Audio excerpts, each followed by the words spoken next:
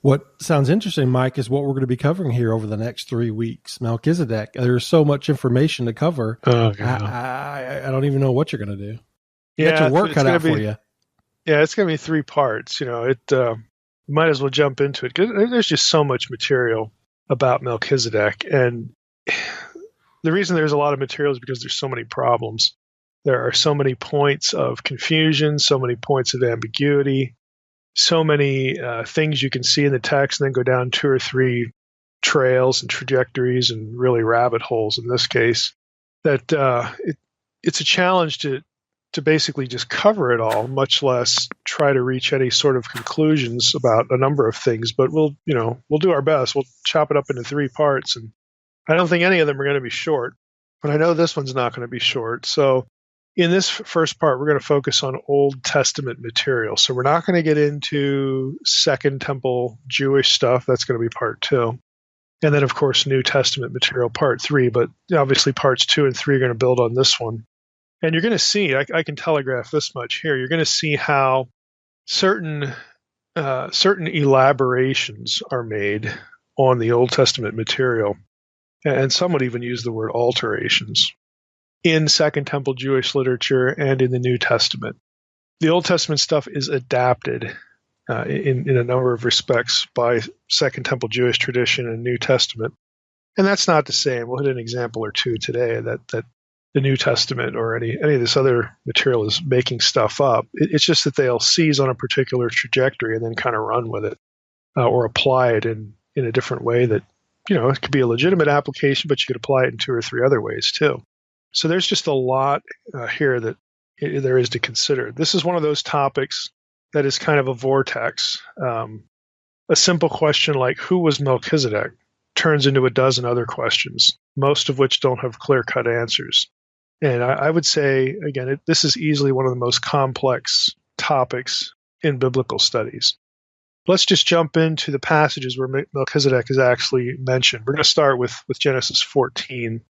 The other one is Psalm 110, but I'm going to stick here with Genesis 14, and we're going to spend a lot of time here. Then we'll pick up Psalm 110 at a certain point. So Genesis 14, 17 through 24 reads as follows, and I'm using the ESV. After his return from the defeat, of course, the person spoken of here is Abraham. After Abram's return from the defeat of Kedorlaomer and the kings who were with him, the king of Sodom went out to meet him at the valley of Shaveh, that is the king's valley, and Melchizedek, king of Salem or Salem, brought out bread and wine. He was priest of God Most High. And he blessed him, that is, Melchizedek blessed Abraham, and said, Blessed be Abram by God Most High, possessor of heaven and earth, and blessed be God Most High, who has delivered your enemies into your hand.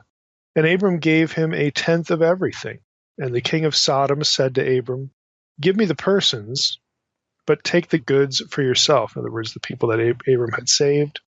But Abram said to the king of Sodom, I have lifted my hand to the Lord, God Most High, possessor of heaven and earth, that I would not take a thread or a sandal strap or anything that is yours, lest you should say, I have made Abram rich. I will take nothing but what the young men have eaten, and the share of the men who went with me. Let Aner, Eshcol, and Mamre take their share. And that's the end of the pericope, the little section there in Genesis 14. Now, there are a number of issues that arise just from what we read, and really even just a handful of the verses that we read. Each has a bearing on how later literature, Second Temple Jewish literature and New Testament material, ought to be understood or how they can be understood. And it has a bearing on whether the other literature reinterprets what's going on here in Genesis 14 in a manner consistent with the original Old Testament passage. Now, this in turn has a bearing on Christology. We'll eventually get there when we get to the New Testament material, and that'll actually build on some Second Temple material too. Since the book of Hebrews links Jesus and Melchizedek in some way, and that's a little vague for right now, but we'll eventually get there. And what I say in part 3, I hope will be sort of evident from what we cover in parts 1 and 2. So for our starting point here in Genesis 14, we're going to begin with the name, just the name Melchizedek. You think, well, what's the big deal about that? Oh, there's just a lot going on there. Now, in Hebrew, we have Melchizedek, basically two parts of the name. And I should note, I'm going to try to remember to do this for Brenda, who does our transcripts, that sometimes academic works will take tzedek and write it, transliterate it, T-S-E-D-E-Q or E-K, or they will, instead of T-S, have S with a dot underneath. It's the ts sound, T-S combined. And nobody follows the same convention all the time. So either one of those is correct. It's the TS sound. So the name Melchizedek. Now, in the course of discussing the name, here's what we're going to hit. So just keep these things in your head. We have to talk about the type of name this is in terms of historical Semitic analysis. We'll talk about what the name means, and we also need to talk about the theology that's sort of glommed onto or packed onto this name. And that's going to take us into the issue of Israelite religion, and that in turn is really going to be focused on the second half of the name, Tzedek, because I will telegraph this at this point, and we'll eventually return to it. Tzedek is a deity name. It's a name of a god, a Canaanite god. And so that is going to factor into what we have here, what we're looking at when we see Melchizedek in Genesis 14 and elsewhere. Now, many presume that Melchizedek means king of righteousness, since that is a wording adopted in the New Testament. Hebrews 7:2 interprets Melchizedek's name, again Hebrew Melchizedek, as king of righteousness. And you can translate it that way, but the Hebrew is actually more flexible than that. Here are some questions to ask as we try to analyze the name. Is the name a Northwest Semitic personal name or not?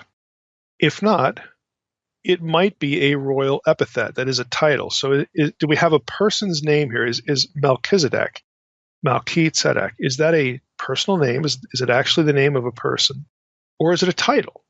Okay, it could actually be either, and I'll explain why in a moment. Another consideration is if it's not a name at all, again, and if it's a title, is there precedent for that view in the Old Testament, where you have something that looks like a personal name that might be a title? If, on the other hand, it is a personal name, is it a theophoric name or a descriptive name? Now, I need to unpack both those terms. Theophoric names are names that have a divine element in them, a deity name as part of them. So, Melchizedek. If Tzedek is supposed to be understood as a deity name, then Melchizedek would be a theophoric name. One component of it would be a deity. Kind of like Jeremiah, Yirmiyahu. Yahu at the end is the divine name, Yah. Okay. Zedek, Yahu. Okay, we have all these sorts of names in the Bible that part of the name is the divine name or some other deity name. Is Melchizedek one of those? Or is it just merely descriptive? In other words, going back to Hebrews 7:2, king of righteousness. Maybe Tzedek, that second part of the name, is not a deity name. Maybe it's an adjective, and therefore it's descriptive. My king is righteous, or king of righteousness. So there's all sorts of things, even with the name, to think about, and all of those things are possibilities. So let's take the name apart, as scholars would do, and start thinking about each of them. So we have Melchizedek, two parts. We'll start with the spelling.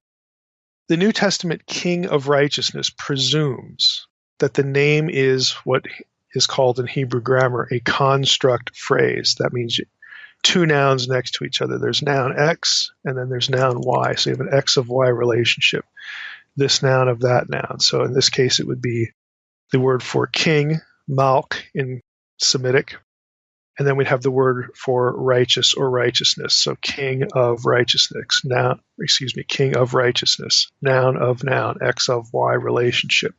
So that's possible. Okay, it's possible. However, there's actually something that's kind of in the way of this. The first part of the name is Malki. It's a noun, M-L-K, plus a suffix, that little E on the end, the little I letter. You cannot have, by rule of Hebrew grammar, a suffix in between two nouns in a construct phrase. So it looks like that last little letter, that little I letter. It's a yod in Hebrew. That shouldn't be there.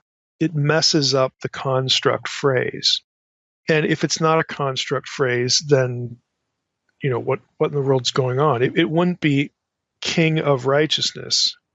It would be my king. There's the noun plus the suffix Malchi. My king is righteous, or my king is Tzedek, the deity. So which one do we have? Is it a construct phrase or not? Now, there's a way to sort of get around this. There's something called the Herek Compaginus, which is a sort of an arcane point of Hebrew grammar and syntax, that in most simple terms, the Y that is a suffix could actually be kind of again, this gets so technical so fast.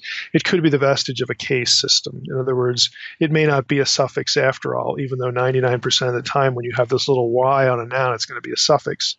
There are apparent exceptions. And so you might have this little letter in there that messes up the normal construct phrase. It might be okay. It might not be a suffix after all, and you might actually be able to translate it King of Righteousness. But odds are, again, that wouldn't be the normative way to understand the phrase. So, what do we do with this? Well, let's just go back here and say, okay, we've got two choices where we're at right now in our discussion. King of Righteousness. Right now, if we just look at the name, that's possible, but less likely. And that means we don't have an X of Y, King of Righteousness. We don't have that X of Y relationship between nouns. We have something like my king is, fill in the blank, either righteous or tzedek. So we either have a theophoric name, where a deity is part of it, my king is tzedek, whoever tzedek is, and again, we're going to talk about tzedek as we continue. You either have that situation, or you have some description. My king is righteous. It's either an adjective. Tzedek is either an adjective or a deity name. That would be the normative way of reading this. Now let's take the second one. My king is Tzedek for a moment. Tzedek is a deity. This is a known deity from Canaanite religion. And of course, Melchizedek is not an Israelite. He's not a descendant of Abraham. He is a Canaanite. So if we look at it as my king is Tzedek, and we'll again talk a little bit later about who Tzedek was and how can that be reconciled with the Most High? Isn't that Yahweh? Who's this Tzedek guy? So we have to address that. We'll return to it. We're just focused on the name here. If we take it as my king is Tzedek, then we have something to not to worry about, but something to consider and try to parse. There are other names like this. Okay, there are examples of theophoric names in the Old Testament, as I mentioned, and a little bit of a wild card here. The first part of the name, MLK, that's also a deity name from Canaan. So you might actually have two deity names here. You could have my king is Tzedek, or if we take MLK as a deity name, you could have Melech or Malk. This isn't the way this wouldn't be Molech. Okay, that would be something different. But you have MLK is righteous. So we have an MLK deity known from Canaan, and we have a Tzedek deity known from Canaan. So, what do we do with all that? Now let's take a look at the Old Testament. I'll just give you a couple examples that'll probably, I hope, sort of unravel the complexity here. You have names like Malkiel in the Old Testament, Genesis 46:17. That can be translated, my king, Malki, that's Hebrew for my king, is El. El is a deity name. You could also spell it or have a variety, a derivative, something similar as Malkiyah. Okay, we have Ezra 10:31, Jeremiah 38:6. That would be my king is Yahweh or Yah. We also have names like Yehod-Sadak or Yod-Sadak. That would be the first part of the name, Yeho or Yo. Again, in Hebrew, I can't explain why Yo is still the divine name in a podcast, but either of those would mean Yahweh is righteous. Haggai 1:1, Ezra 3:2, you get those examples. And if you're paying attention, you might think, well, couldn't it also mean Yahweh is Tzedek? Yeah, it could. Again, so what in the world are these people in the Old Testament? What are they thinking when they take these names? Were they names given at birth, or are they titles later? Do they make theological statements? Are they titles that just sort of telegraph some belief that the person has? And we don't really get the true name of the person. What's going on here? And again, all these things are possible with Melchizedek. It could be my king, is righteous. My king is Tzedek. It could be king of righteousness. It could be something like Malch is righteous or Malch is Tzedek. It could be any of those 5 things just in this one little name. Another example from the book of Joshua 10:1, Joshua 10:3. The closest example is Adonai Tzedek. In Hebrew, it would be Adoni, my Lord, and then Tzedek. Tzedek is my Lord, or my Lord is Tzedek. Now, this particular guy in the book of Joshua, in Joshua chapter 10, verses 1 and verse 3, is the king of Jerusalem at the time of Joshua, which at the time of Joshua is a Canaanite city. And Tzedek, again, as we're going to see a bit later, is a well-known Canaanite deity. So it would make sense for the king of Jerusalem at that particular time. Remember, Jerusalem is only going to become the capital of Israel when David conquers it. We're not even near David's time yet. Originally, it was this Canaanite city, and so here you have a king that, again, is this really his name? Is this name his mom and dad gave him, or is it a title? But either way, we know him as Adoni, my Lord, is Tzedek, which would make a lot of sense given in context. Well, if it makes sense for him in the days of Joshua, why wouldn't it make sense in the days of Abraham, to have Melchizedek mean my king is Tzedek, Melchizedek? Again, taking on this name of a Canaanite deity, because he's a Canaanite. Again, he's not an Israelite. Now, I realize, when you get into discussion, you look at this and you go, well, that makes me a little uncomfortable because, in Genesis 14, this guy's supposed to be priest of the Most High God, and if his king is Tzedek, then how in the world does that work? What happened to El Elyon, God Most High, the God of Israel? Who's this Tzedek guy? Again, these are difficult questions, and in today's episode, we're going to have to get into those things, but we're still at the name. So I'm not done with that yet, because there are other things to consider here in relationship to what we've already said. Now, as far as, again, Adonai Zedek, okay, just so that you fix it in your mind, because we're going to come back to this more than once, we have in him sort of what some scholars would say is kind of a template example, a very convenient parallel. My Lord is Tzedek. He's in Jerusalem. That's in the land of Canaan proper. It's Canaanite territory. Again, Joshua's in there to conquer things, but he doesn't actually conquer Jerusalem, because Jerusalem, by the time of David, is still not in Israelite control. David is the one who has to conquer it. So we could have a thoroughly Canaanite context for certainly Adonizedek and very likely Melchizedek. So if we presume Melchizedek is a proper personal name, it's probably theophoric. It's probably my king is Tzedek. Now, that we can't say that conclusively. It might be descriptive. It might be my king is righteous, and then referring to some unknown king that Melchizedek was beholden to. We just don't know. But if we look at Adonizedek as this sort of really convenient example, a lot of scholars are sort of steered into the direction because of Adonizedek in Joshua 10. They're steered toward the notion that Melchizedek, and in Hebrew Melchizedek, is a theophoric personal name. That this guy, again, is either given a name that honors the god Tzedek by his parents, or he takes it himself, and then it would also function as a title. Now, in the dictionary of IVP's Dictionary of the Pentateuch, Dictionary of the Old Testament, the Pentateuch volume, S.J. Andrews notes the following in this regard. So this is a short section from his entry on Melchizedek in the Pentateuch volume. He says, Melchizedek and Adonai-Zedek may have been Canaanite royal epithets. So he's going to try to defend the epithet view, that this is not necessarily a personal theophoric name. So here's the other side.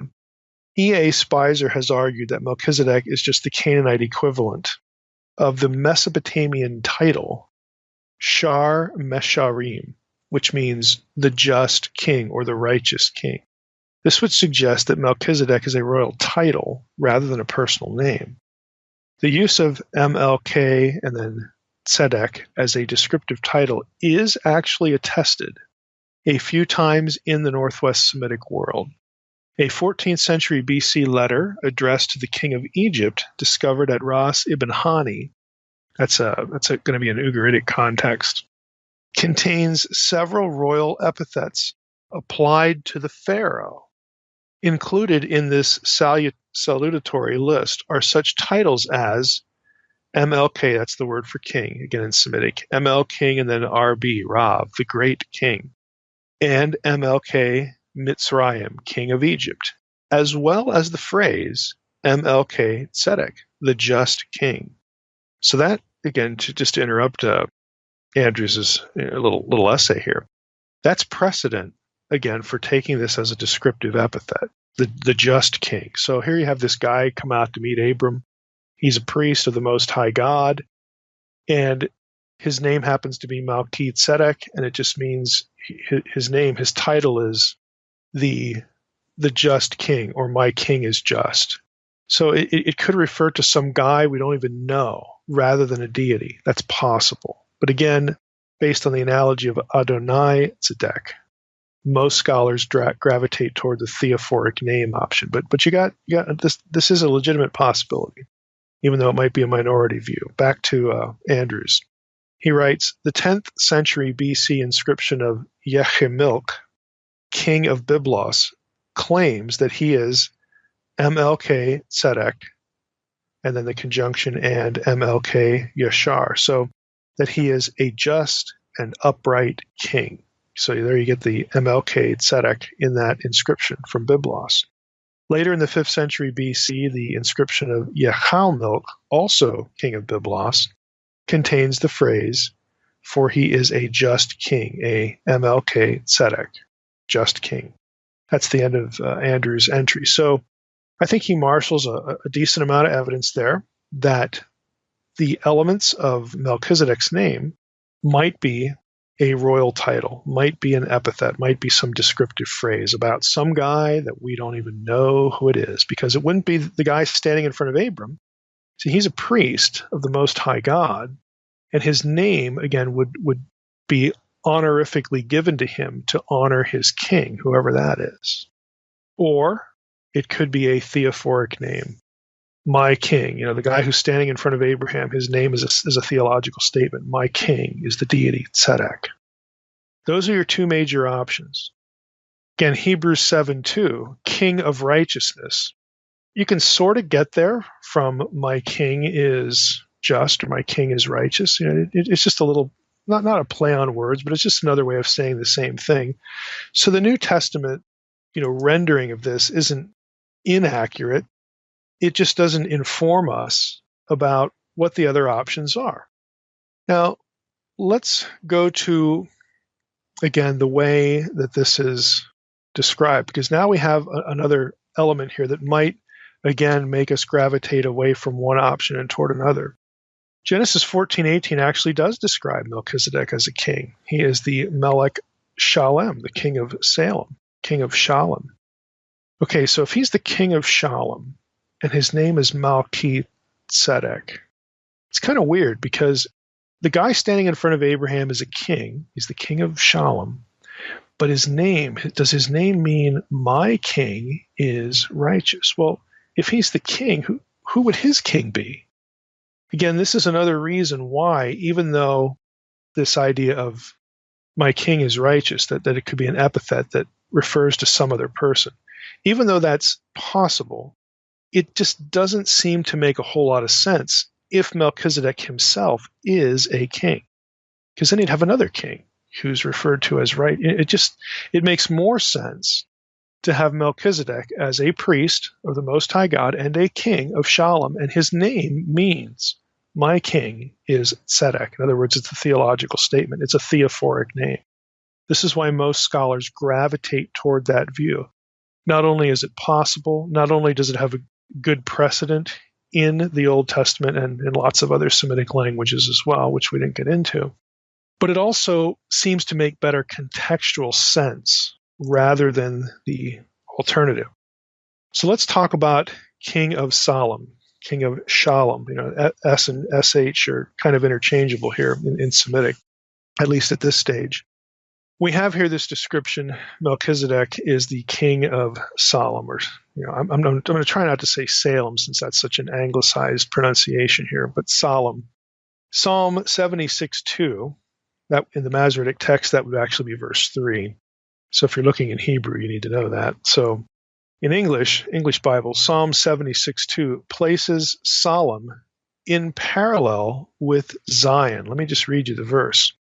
His abode has been established in Salem, his dwelling place in Zion. And again, if we actually click out to that verse, his abode, well, the prior verse is, in Judah God is known, his name is great in Israel. So the him there, his abode, being referred to as obviously the God of Israel. So Psalm 76:2 places Salem in parallel with Zion, suggesting that Salem is to be identified as Jerusalem. And you say, well, duh, isn't that obvious? Well, actually, it's not, because you have some other things going on here. This identification is affirmed in the Targums, which are late, the Dead Sea Scrolls, again, which are also later than the Old Testament. That's intertestamental material. Also in Josephus and early rabbinic and Christian literature. They all, again, say that Salem is Jerusalem, it's Zion, 6 one, half dozen another. Now, in the Amarna tablets, Jerusalem is spelled Uru Salem, possibly reflecting a combination of the Sumerian word for city, Uru, and the name Salem. Now, in 397 AD, Jerome, again, the famous translator who gave us the Latin Vulgate, Jerome rejected the view that Jerusalem was Salem. Of course, this is going to be, since it's Jerome, it's going to filter down into church tradition. He argued that Genesis 14:18 referred to Salim, a town located in Samaria, northeast of modern Nablus. It is also noteworthy that Hebrews 7:2 appears to interpret MLK, the king of Shalom or Salem, as a title. It doesn't interpret it geographically, because in Hebrews 7:2 we have the phrase king of peace. It doesn't say king of Jerusalem. It doesn't say king of Urushalem. It doesn't say king of Zion. It says king of peace. So here we have another problem. So not only do we have a problem with the name, and again, Hebrews 7:2 can be in the ballpark. It saying that Melchizedek's name means king of righteousness is linguistically possible. It's unlikely that's what's going on in the Old Testament story originally, because Melchizedek is himself a king, and again, because of that, we sort of lean over, at least I do, we lean over to the theophoric name option. My king is Tzedek. So the writer of Hebrews doesn't get this wrong. He is taking one possible trajectory and sort of playing on it. And he does the same thing with this king of Salem phrase, because he doesn't interpret it as king of a geographical spot, king of a particular city. He actually, takes that phrase and translates it, renders it as king of peace. So we have both connection points in the book of Hebrews back to Genesis 14, obviously, because they're talking about Melchizedek, but we also have points of disconnect. We have a sort of intentional use of these phrases by the writer of Hebrews, again, to make a certain theological point. I don't want to drift into the New Testament too much, but I want you to see that when we get to the New Testament, we're going to have to come back to, this issue. Again, the name itself and this descriptive phrase, King of Salem, aren't really precisely reproduced in the book of Hebrews the way people in the time of Abraham or in the biblical period when it comes to Israelite stuff. They probably would have read it differently than the writer of Hebrews does in chapter 7 of that book. Again, I don't want to get too far ahead of myself. Let's talk about more on the solemn Jerusalem connection. I'm going to quote now from Anchor Bible Dictionary at length here, Philip King's entry on Jerusalem, because it's kind of interesting. It gives you, again, some of the backdrop here to the term. He writes, "A long history lies behind Jerusalem. It was the name of the city from early times. Jerusalem is mentioned for the first time in the Egyptian execration texts, which are the 19th to the 18th centuries BCE, where the form of the name is probably to be read as Rushalimu. The name appears again in diplomatic correspondence, this time as Urushalim in Akkadian in the Amarna letters, 14th century BC. Abdi Khiba, a vassal of Egypt who was reigning in Jerusalem at the time, sent letters to the Egyptian pharaoh, Amenhotep IV, who was Akhenaten, affirming his loyalty, again, to the pharaoh. Later Assyrian texts also refer to Jerusalem. For example, in the records of Sennacherib's siege of Jerusalem in 701 BC, the form Ur-Salimu, or other variant spellings, appears. The name Jerusalem, Hebrew Yerushalayim, is of uncertain etymology. Although it is apparently of West Semitic, i.e. Canaanite origin, it appears to be composed of two elements. Yeru, Y-R-W, which means to establish, and Shalom, S-H-L-M, the name of the West Semitic god, deity, Shalem. Okay, so here we run into another deity name. Shalem is a deity in Canaanite religion.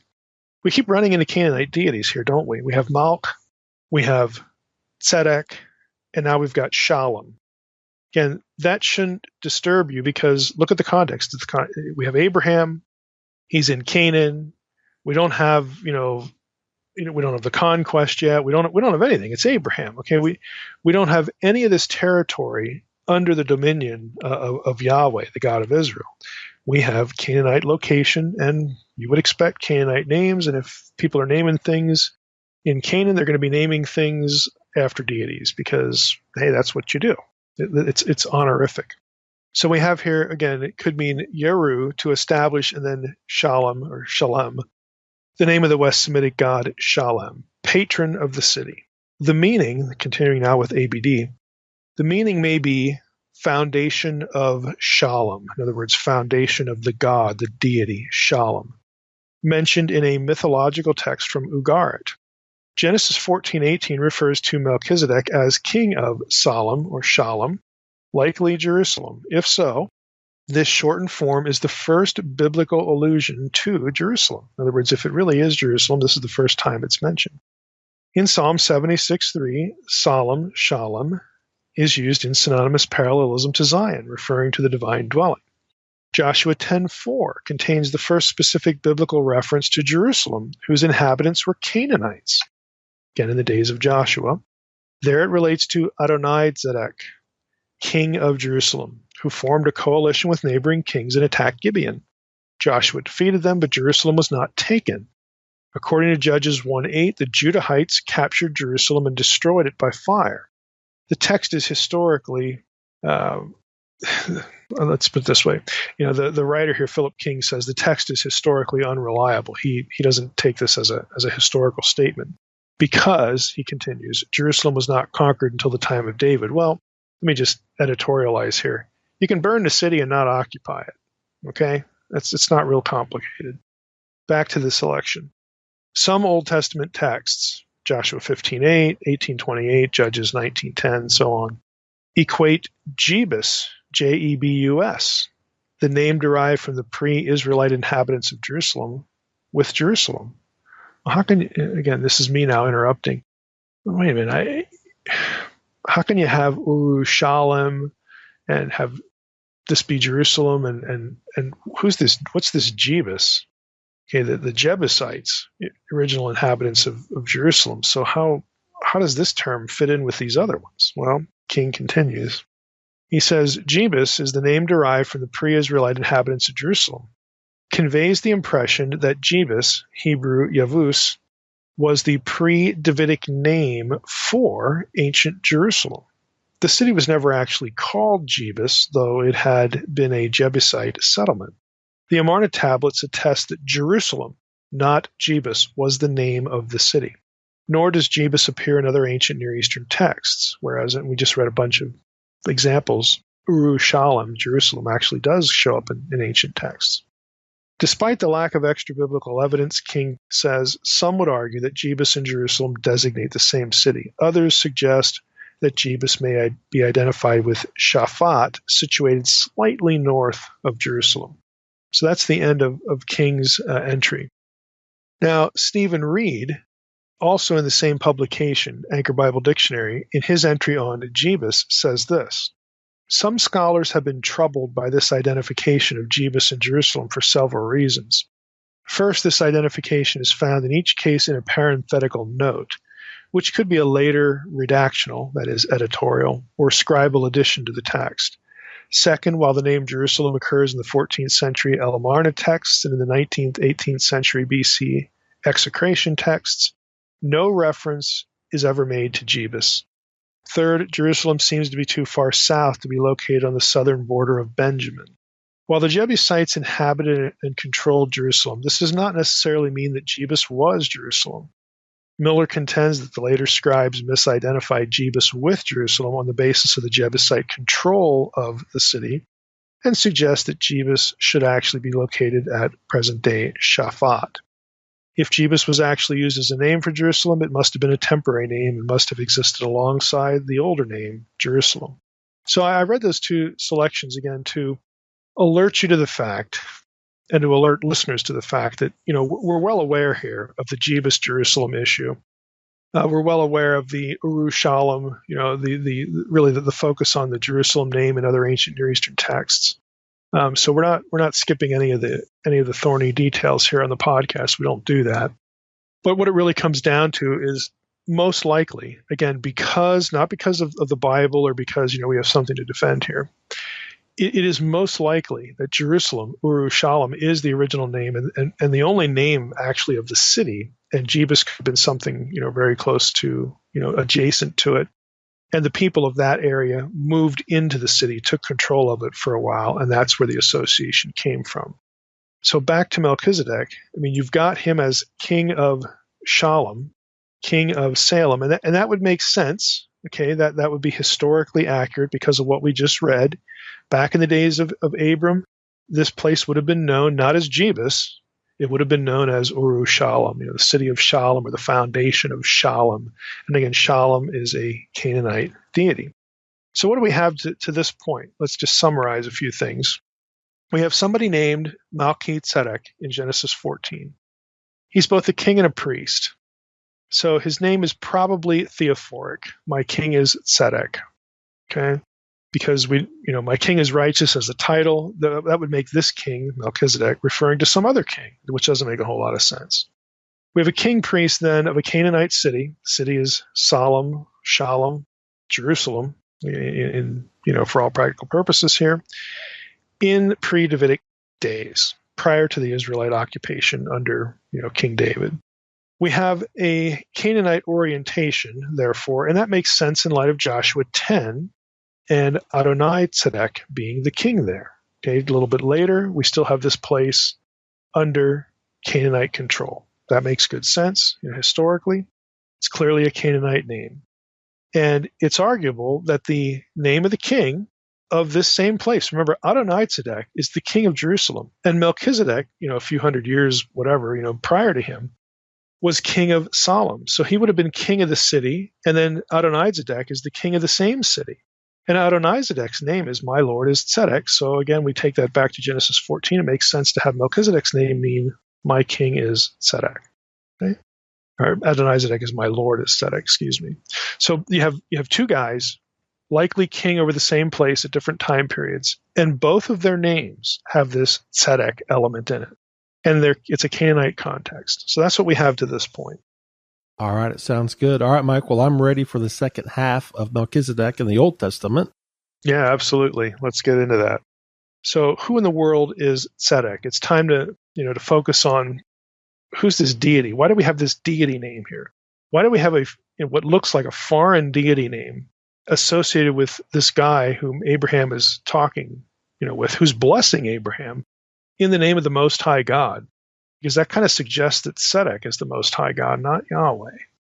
See, that's the issue here for a number of scholars, a number of readers. So that's where we have to focus.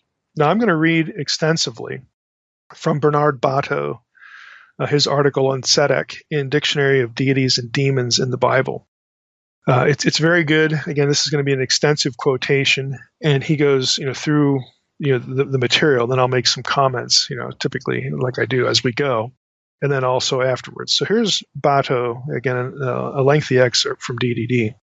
He writes, the West Semitic deity Zedek or Tzedek, righteousness, is found in the Bible only in personal names. Melchizedek, Genesis 14, Psalm 110, and again, the book of Hebrews, obviously, and secondarily, Adonai Tzedek, Joshua 10, 1 and 3. Both of them are Canaanite kings of pre-Israelite Jerusalem. Tzedek is probably to be identified with the deity known as Ishar among the Amorites and Kitu in Babylonian, and thus a hypostasis or personification of the god Shamash's function as a divine overseer of justice. Now that's two sentences in, and we've already got things to unravel. So this is Mike now.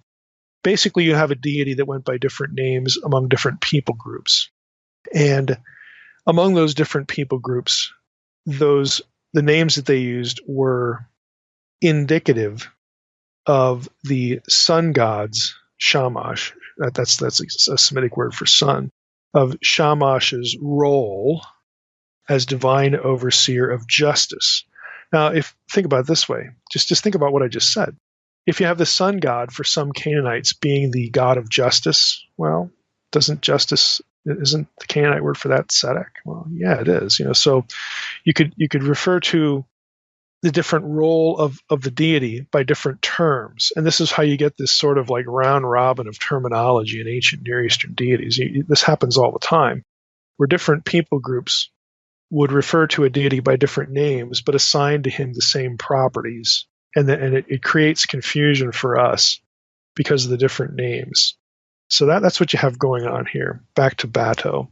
The cult of Tzedek appears to have been well established in pre-Israelite Jebusite Jerusalem.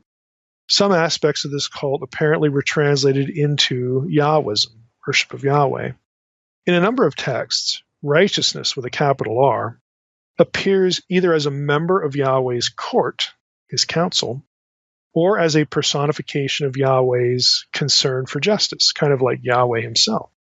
Evidence for the West Semitic deity Tzedek is mostly indirect but nonetheless compelling. Most decisive is a statement by Philo of Byblos that the Phoenicians had a god named Tzedek, or, in other words, Tzedek. Philo, who claimed to get his information from the Phoenician writer Sanchuniathon, I always mess this name up, Sanchuniathon, noted that the Phoenicians numbered among their gods, quote, Misor and Siddiq. Misor and Siddiq correspond to Hebrew Mishor, which means justice, and Tzedek, which means righteousness. Tzedek is not directly attested elsewhere as the name of a deity, but indirect evidence comes from two sources, the Amorite and Babylonian pantheon, and of course West Semitic personal names. The West Semitic god Tzedek seemingly corresponds to the deity known as Kitu in the Babylonian pantheon and as Ishar in the Amorite pantheon. In Mesopotamia, the preservation of truth and justice was considered to be the particular domain of the sun god Shamash. Truth, capital T, or right, capital R, was personified and deified as the god Kitu, which means truth or right, from the Akkadian root kanu and the Hebrew root kon. Kitu was often invoked together with the god Misharu, justice. One or both of these deities were described as seated before Shamash. In other words, they were Shamash's attendant or ministers of Shamash's right hand. It appears that the deity known as Ketu in Babylonia was known further to the west under the names Ishar and Tzedek, all three names having essentially the same meaning, but operative in different linguistic communities. West Semitic personal names containing the root Tzedek are attested at many sites, including Elamarna, Ugarit, Ramah, and Mari. In the Bible, the god Tzedek appears only in the personal names of two Canaanite kings. Again, this is familiar territory, Melchizedek and Adonizedek, fueling speculation that Jerusalem was a cult center for Tzedek in pre-Israelite times. Melchizedek is identified not only as king of Salem, but also a priest of God Most High. Today usually understood to mean that Melchizedek was a devotee of the god El, head of the Canaanite pantheon. Others argue, though, that Melchizedek was a priest of the god Tzedek. Again, and I'll just stop there for a moment. That's understandable because of what we've talked about before. His name might be, my king is Tzedek. Back to Bado. One hypothesis suggests that Tzedek is to be identified with the god Shalom, whose name is embodied in Jerusalem. Support for this hypothesis may come from the Ugaritic personal name Tzedek Shalom. There's an Ugaritic personal name that actually combines the two. Okay, that's me talking now. So support for the hypothesis may come from the Ugaritic personal name Tzedek Shalom. Should this name mean Tzedek is Shalom rather than the more probable Shalom is righteous? Shalom certainly has connections with a solar cult, aspects of which may have been incorporated into Israelite Yahwistic religion. A long-standing cult of Tzedek at Jerusalem could account, at least partially, for the fact that even during the Israelite period, Jerusalem laid special claim to such titles as the city of righteousness, city of Tzedek. That's Isaiah. So it's much later, Isaiah 1:21 and also 1:26. Jerusalem is called the city of Tzedek, city of Tzedakah, righteousness. And pasture of righteousness. That's Jeremiah 31:23. Pasture of Tzedek, Tzedakah, righteousness. Although evidence of a solar cult in the Temple of Jerusalem has been exaggerated in the past by some scholars, nevertheless, some form of a solar cult was practiced in the temple in Jerusalem right up to the time when the temple was destroyed in the 6th century BC. That's Ezekiel 8:16. And in our series in Ezekiel, we talked about that when we hit chapter 8 about people worshiping Yahweh as a sun deity. And again, you could see how they could do that. We talked about that then, but God wasn't real happy with it because you're not supposed to worship the objects and the celestial objects in the sky. So that's familiar territory, at least to long-term podcast listeners here. Back to Bado. It is unclear that this solar cult is traceable back to Jebusite times, however. It may be that Manasseh introduced this ritual only a century earlier under Assyrian influence.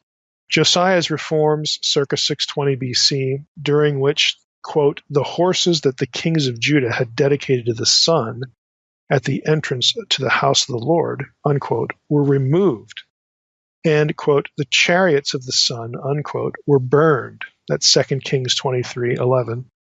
Again, this could indicate that these things, these reforms of Josiah were in part aimed at destroying the symbols of Assyrian hegemony over Judah, namely these sun worship symbols.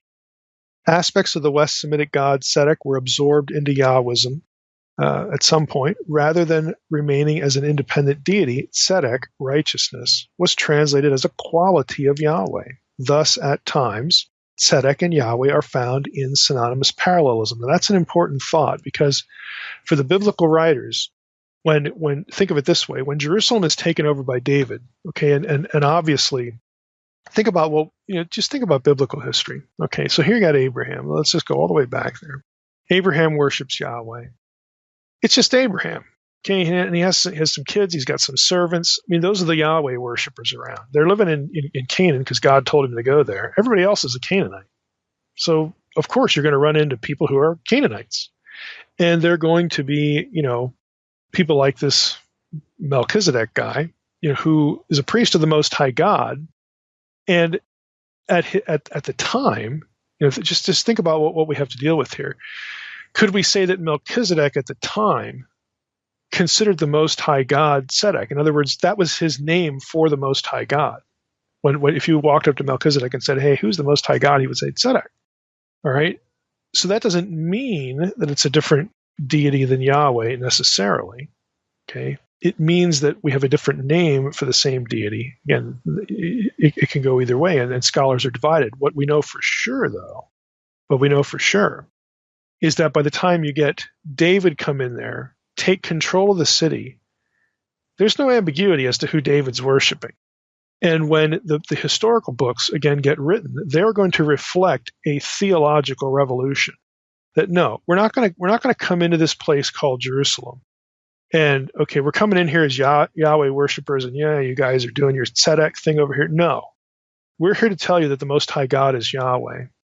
And you have this sort of textual merging that reflects this sort of, what's the term I'm looking for?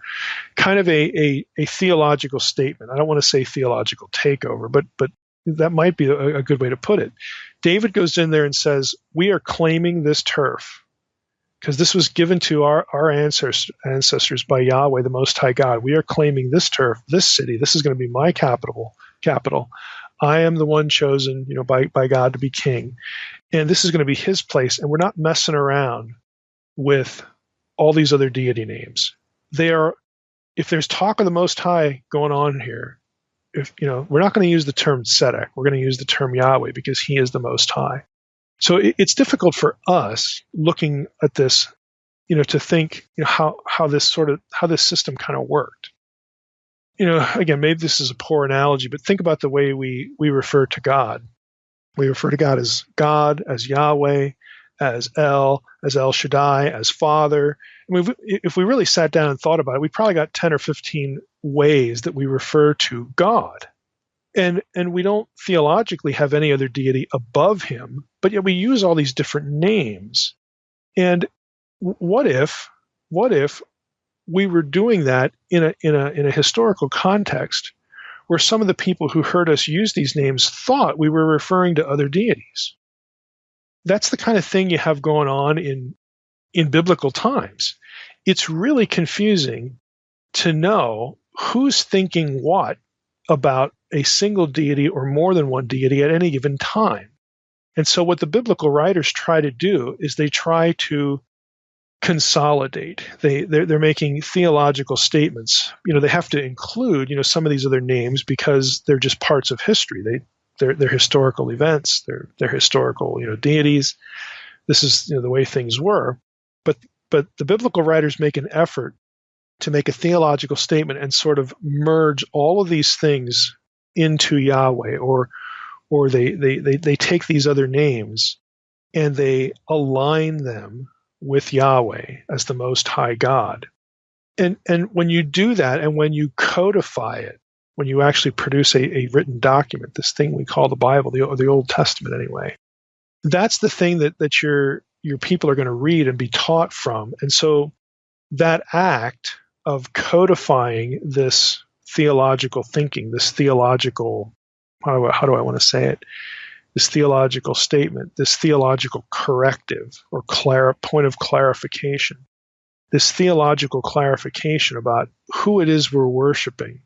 When you do that and you codify it in a written document, again, the Old Testament, that is sort of at the forefront of a transition of theological thinking.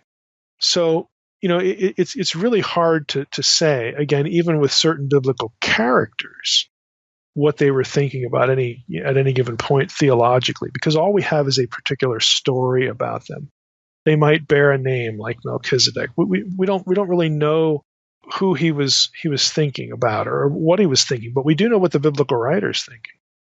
The biblical writer is going to make sure that names like Tzedek or El this and that, Shaddai, whatever, the biblical writers are going to make sure that their readers know that who we're talking about is the God who made a covenant with Israel.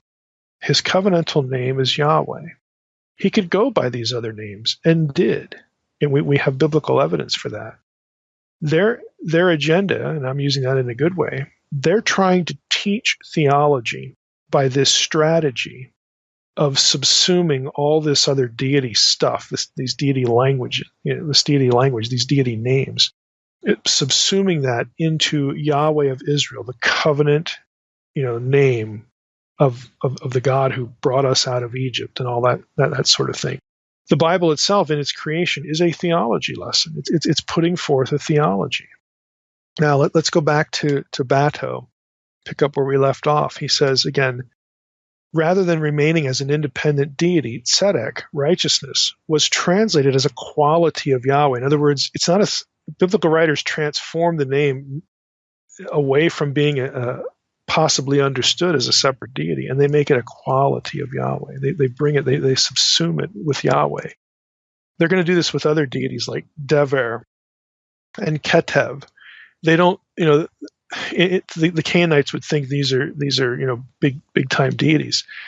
In certain passages, this is just me now rabbit trailing. In certain passages, Dever and Ketev again are depicted as servants of Yahweh. Again, that's a theological statement, like Habakkuk 3. They follow in Yahweh's retinue. Dever, and Ketev is plague. This sort of plague language and disaster language. They serve Yahweh. They're subservient. They're lesser. They're part of his own heavenly entourage. They do his bidding for him, okay? And both those terms have to do with natural disasters. So that it's a theological statement. Other deities are reduced to servants of the Most High, who is Yahweh, or their attributes get absorbed into Yahweh as the Most High. This is the biblical writers do this all over the place because they are teaching theology. That's what they're doing. So, again, back to Bato again. I'll try to get through this section. Rather than remaining as an independent deity, tzedek, righteousness, was translated as a quality of Yahweh. Thus, at times, tzedek and Yahweh are found in synonymous parallelism. Here's some examples. Hearken to me, you who pursue righteousness, tzedek, you who seek Yahweh. It's Isaiah 51:1. They're used in tandem there. Another example, they will be called the oaks of righteousness, tzedek, the planting of Yahweh. Isaiah 61:3. Tzedek and Yahweh used in parallel. Psalm 4:6. Sacrifice sacrifices of righteousness and trust in Yahweh. At other times, Bato continues, righteousness, again capital R, seems to be used as a part of a compound name, Yahweh righteousness. That is in Psalm 17, verse 1. You have, ESV has, hear a just cause, O Lord. And in Hebrew, you could actually translate that, hear, O Tzedek Yahweh. You could combine those names there, attend to my cry. Sometimes, Bato continues, it's also used as a substitute for Yahweh, for unto righteousness, unto tzedek, will judgment return. That's Psalm 94:15. In some instances, righteousness, tzedek, appears as a hypostasis of the divine sovereign's invincible right arm, by which he rules the world and protects his devotees. Psalm 48:11. Righteousness, tzedek, fills thy, in other words, Yahweh's right hand, fills Yahweh's right hand. Isaiah 41:10, I, Yahweh, will support you with my right hand of tzedek, my right hand of righteousness. Isaiah 51:5, my, Yahweh's righteousness is near. My salvation has gone forth, and my arms will rule the peoples. In Psalm 118, the two typologies are joined after a reference to vindication through the, quote, right hand of Yahweh, unquote. In verses 15 and 16, the psalmist prays in verses 19 and 20, open for me the gates of righteousness, tzedek, I will enter them, praising Yahweh. This is the gate to Yahweh through which the righteous enter. Poetic parallelism here allows no doubt that the gates of righteousness is the semantic equivalent of the gate to Yahweh. Yahweh is tzedek, the defender of righteous persons. Jeremiah 33:16 also played on this theme, declaring that in the end time Jerusalem will be known by the name Yahweh is our righteousness. Yahweh is our tzedek. Now, one more section from Bato here. Tzedek and Mishor. Again, remember those, righteousness and justice is what those terms mean. Tzedek and Mishor were attendant deities of Shamash. they also have their reflexes in Yahweh worship as dual qualities of the God of Israel. Isaiah 11:4 says that the Spirit of Yahweh will possess the Messianic king, with the result that, quote, he will judge the weak with righteousness and defend the poor of the earth with justice. He will judge the earth with Tzedek and defend the poor of the earth with Mishor. That's Psalm 45:7 and 8. Other passages substitute the plural mesharim for mishor as the parallel word to tzedek, but the concept is the same. Example, Psalm 9:9.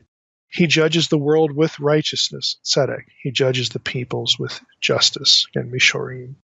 Psalm 58:2 contrasts the righteous rule of Yahweh with the chaotic rule of the false gods. Quote, do you truly, O gods, speak righteousness, tzedek? Do you judge humans with justice, Mishor, Mishorim? Psalm 98:9. In Psalm 98:9, even the normally rebellious waters of chaos acknowledge the kingship of Yahweh. Quote, he will judge the world with righteousness, Tzedek, and the peoples with justice, Mishor.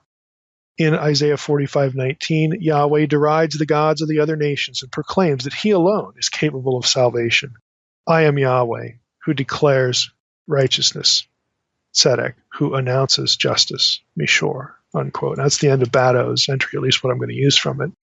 So you see what the biblical writers are doing. Where does all this leave us? Biblical writers polemically associated Yahweh and Tzedek. They merged them. They combined them. They are teaching theology.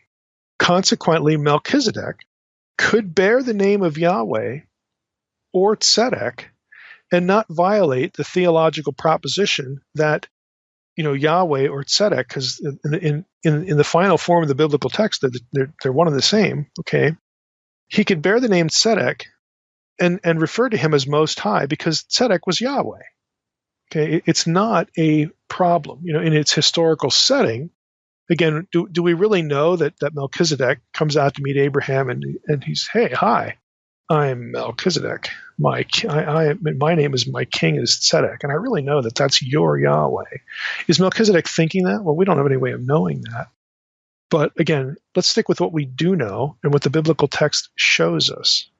What we do know and what the biblical writers do is they make it clear that, look, we got this plurality of names going on here, but it's Yahweh who is the Most High. And all of these other names are going to be subsumed into him because that is our theology. That is what we believe. That is the truth that we are putting forth, that Yahweh is King of Kings and God of gods. And at one time, we may not have cared what name you used. At one time, we wouldn't have batted an eye because, it's kind of like inside baseball. We all know what we're talking about here. But now that we're codifying this, we're writing this down for posterity, we want to make a theological statement. And that's what they do. That is what the biblical writers do everywhere. Now, I'll add just one thought. Again, this might be a little bit controversial, but hey, that's what we do here in the podcast. This whole proposition, this whole way of understanding this, again, to take all these names and sort of, merge them and, present a unified theology, that's good news. That's theologically consistent. I think that's completely understandable. But guess what? That doesn't work very well with Mosaic authorship. How would we assume that Moses knew any of this or Moses strategically did this? Because Jerusalem hadn't been conquered. It's not conquered by Joshua's day. Okay, we still have a Canaanite, Adonai-Tzedek, in Joshua's day, sitting as king over Jerusalem. So, what we have here, again, I'm not saying, again, if you're listening to the podcast, you know my view. I'm what used to be called a supplementarian. I accept a Mosaic core of what we call the Pentateuch. And then I think there was a lot of things added to it. And of course, an editorial hand over all of it to produce the Torah in its final form. That makes a lot of sense. And it helps us to understand, things like all this name merging and how different names, plotted out at different points of biblical history is really talking about the same Most High God.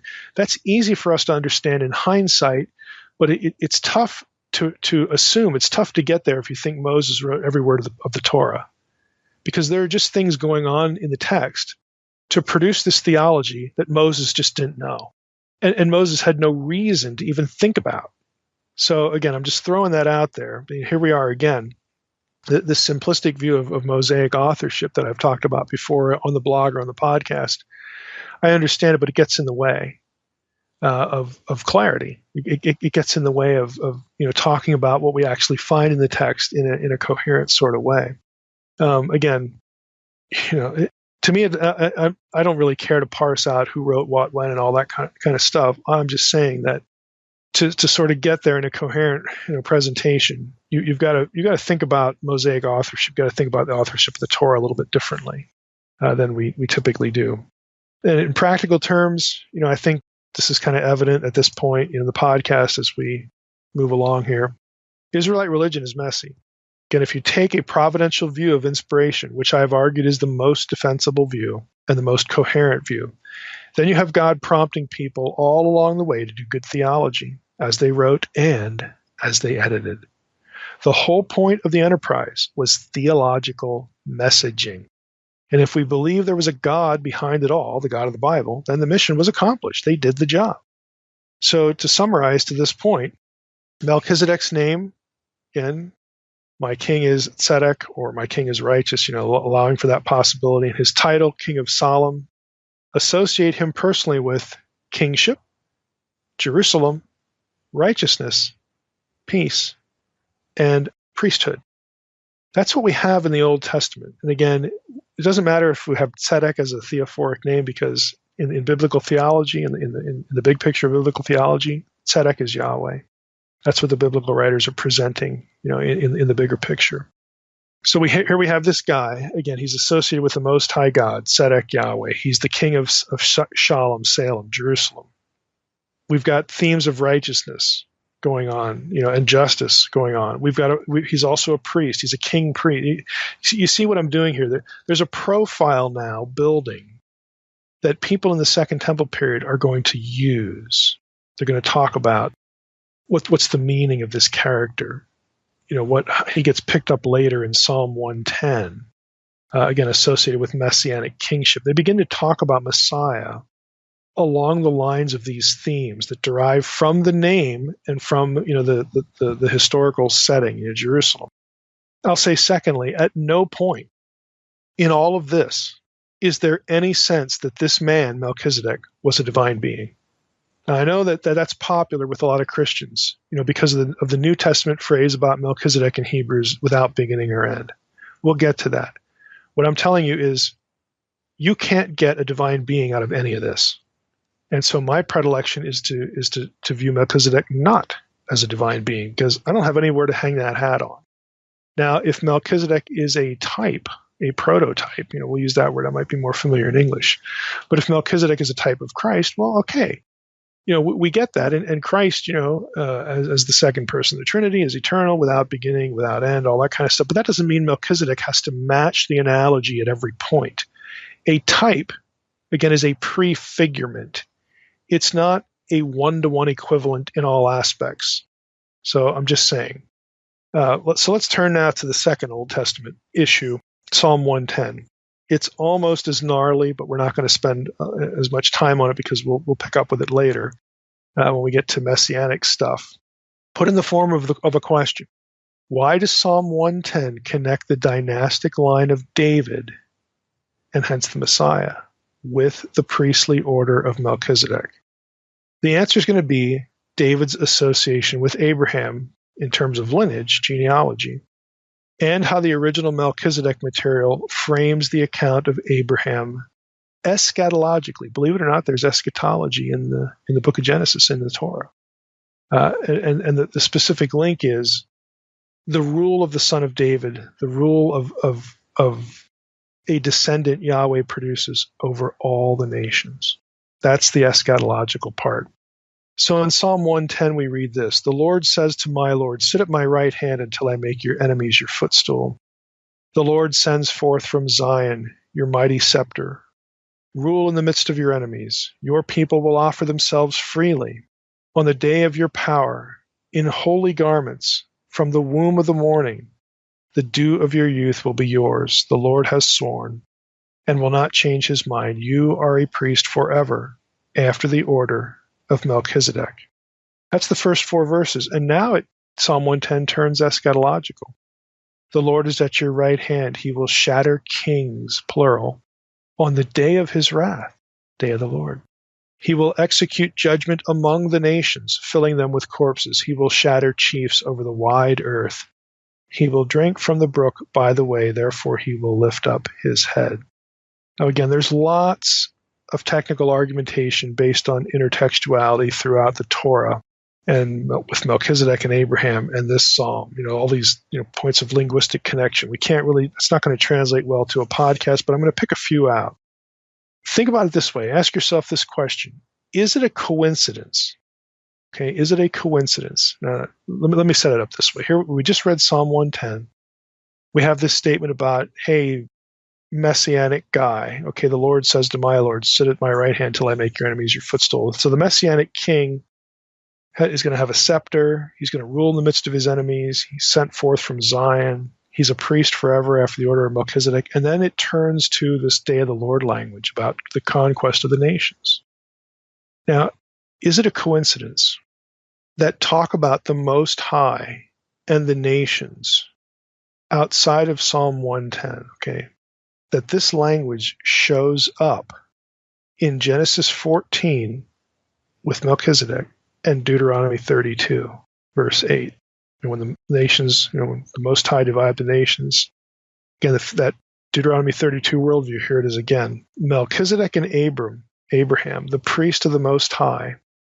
Melchizedek blesses Abraham. He is the priest of the Most High who blesses Abraham, the one whose seed will be the linchpin to reclaiming and ruling over the disinherited nations. I think you can see that there are obvious theological connections here.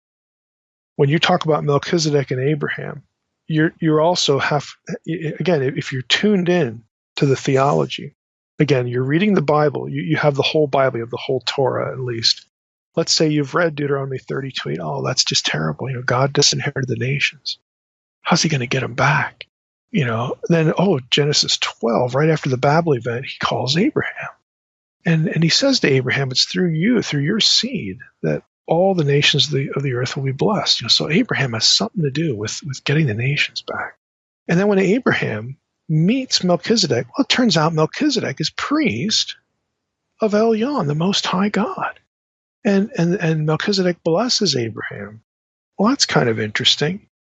Again, these connections are deliberate, and there's a lot more. If you go to Numbers, is it another coincidence that in the Balaam oracle, Numbers 24, verses 16 through 18, Balaam seeks, quote, the knowledge of the Most High, unquote. And then he launches into an eschatological prophecy in Numbers 24 of how the seed of Abraham, that is Israel, of course the Messiah by extension, will defeat its enemies and possess their lands. Look at what Balaam says in verse 17. It's Numbers 24. I see him, but not now. I behold him, but not near. Who's the him? Who does Balaam see, but not now? Who does he behold, but he's not yet near? A star shall come out of Jacob, and a scepter shall rise out of Israel. Ooh, that sounds like Psalm 110. Yeah, it does. Yeah, that's not a coincidence. This star shall crush the forehead of Moab and break down all the sons of Sheth. And then if you keep going in verse 18, guess who else gets conquered? Edom and Seir. Remember our episodes on Obadiah? Remember our series on the podcast on Obadiah and how Edom, Seir, how these places were emblematic of Babylon? Babylon. Where have I heard that before? Oh, yeah, Deuteronomy 32. That Babel was the place where the nations were disinherited. Does scepter rise out of Israel sound familiar? From Numbers 24:17. And of course, you get that language in Psalm 110. In verse 2, the Lord sends forth from Zion your mighty scepter. Where does the scepter rise out of Israel? What's the other passage? It's Genesis 49:10. The scepter shall not depart from Judah, nor the ruler's staff from between his feet, until tribute comes to him, and to him shall be the obedience of the peoples, the nations. Did you ever look for the context of Genesis 49? If you go back to verse 1, the context is, quote, in days to come. In Hebrew, it's literally the last days.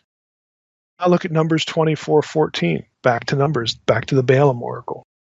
Behold, I am going to my people. Come, I will let you know what this people will do to your people in the last days, in the latter days. There's something going on here between Genesis 49, Numbers 24, Deuteronomy 32, Psalm 110, Genesis 14, Abraham and his seed, and Melchizedek. All of these things are tied together. And the context for tying them together is reclaiming the nations that were disinherited. Deuteronomy 32 worldview again. There's something going on here with this talk, and then, of course, it's situated in the last days and the conquest of the nations, the defeat of Babel, the children of Abraham. Melchizedek gets thrown into the mix because the name Most High is intertwined in several of these passages, and the fate of the nations coming back to Yahweh is tied to all of them. So in Psalm 110, the Davidic king is described this way: you are a priest forever, after the order of Melchizedek. The Lord is at your right hand. He will shatter kings on the day of his wrath. He will execute judgment among the nations.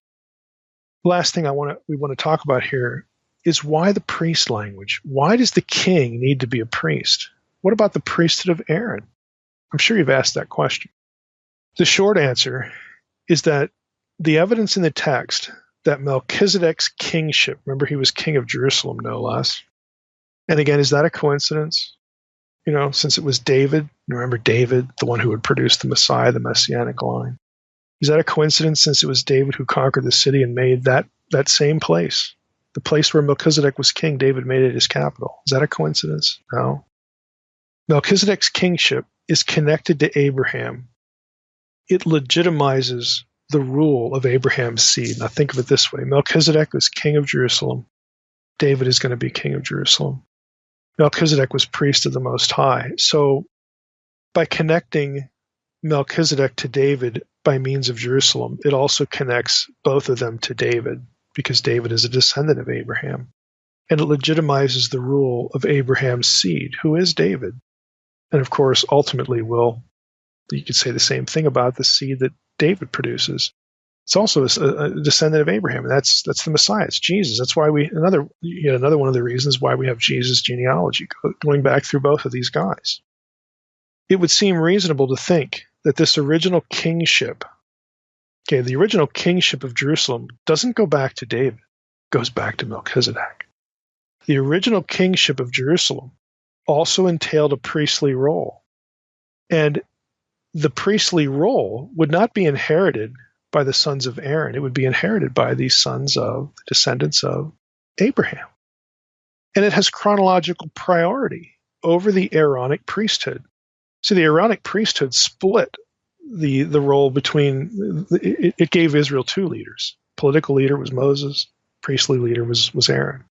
The argument that Aaron's priesthood, catch this, I mentioned this before in Q&A about Melchizedek, but we have to bring it up again. Think about this. This is kind of a radical thought. There's a good argument to be made that Aaron's priesthood was a divine concession to the lack of faith on Moses' part. In other words, it was plan B. The idea is that plan A would have been to make Moses both the political leader and the priestly leader. But Moses was weak and lacked faith. So God allowed Aaron to enter the picture. Now, if you read certain things in Exodus 3 and 4, it's kind of striking. Exodus 3:18. Let's just start there. They will listen to your voice. This is God speaking to Moses. And you and the elders of Israel shall go to the king of Egypt and say to him, the Lord, Yahweh, the God of the Hebrews, has met with us. And now please let us go 3 days' journey into the wilderness that we may sacrifice to the Lord our God. Okay. Then, in Exodus 4:1, you have the statement, Moses answered, but behold, they will not believe me or listen to my voice, for they will say the Lord did not appear to you. I mean, God just told him, in Exodus 3:18, look, they're going to listen to your voice. And Moses says, no, they won't.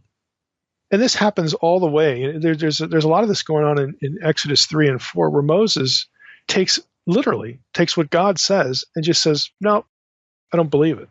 That's not going to happen. And again, you have a series of faithless statements on Moses' part, and God, being patient, puts up with it to a certain point. But note the point at which God becomes angry and what he does. This is Exodus 4. Moses said to the Lord, "O my Lord, I am not eloquent, either in the past or since you have spoken to your servant, but I am slow of speech and of tongue." Then the Lord said to him, "Who has made man's mouth? Who makes him mute or deaf or seeing or blind? Is it not I, the Lord? Now therefore go, and I will be with your mouth and teach you what you shall speak." Moses comes back, verse 13. But he said, "Oh my Lord, please send someone else." I mean, he just can't believe. Then the anger of the Lord was kindled against Moses, and he said, "Is there not Aaron, your brother, the Levite? I know that he can speak well. Behold, he is coming out to meet you, and when he sees you, he will be glad in his heart. You shall speak to him and put the words in his mouth, and I will be with your mouth and with his mouth, and will teach you both what to do. He shall speak for you to the people, and he shall be your mouth, and you shall be as God to him. And take in your hand this staff, with which you shall do all the signs." That's the end of the passage, verse 17. So it's at this point that Aaron's status is elevated to co-leader. And that'll be his status, again, that his status will be what leads to him becoming the high priest. Now, again, this is the proposal, and it's not new with me. Scholars have talked about this a lot. This would mean that the Aaronic priesthood is at best a concession or an accommodation to Moses. At worst, it's a punishment. In other words, Moses is not allowed to approach the most holy place later on, but Aaron is. Moses apparently leaves for Egypt without Aaron. Exodus 4:24 through 27. In that whole funky episode with Zipporah, where God's going to kill Moses, he apparently left for Egypt without Aaron and incurs God's wrath, at least in part for that. There are other things going on there, as I blogged about. The episode also has something to do with Moses failing to circumcise his son, okay? But, at the end of it, he links up with Aaron, and it's like, okay, now we can go. So apparently, after all of this, Moses just disobeys or is just incompetent, and he leaves without Aaron. In Exodus 4:29, Moses and Aaron gather the elders, quote unquote, precisely what God had told Moses to do alone in Exodus 3:16. Aaron also repeats signs that God originally told Moses to perform. Exodus 4:30, example. Aaron spoke all the words that the Lord had spoken to Moses and did the signs. Aaron did the signs in the sight of the people. Aaron acts in the place of Moses at other times, frankly, in two chapters, Exodus 4 and 5, for example, and chapter 6. In Exodus 6:12, Moses again does not believe the people will listen to him. He says it again.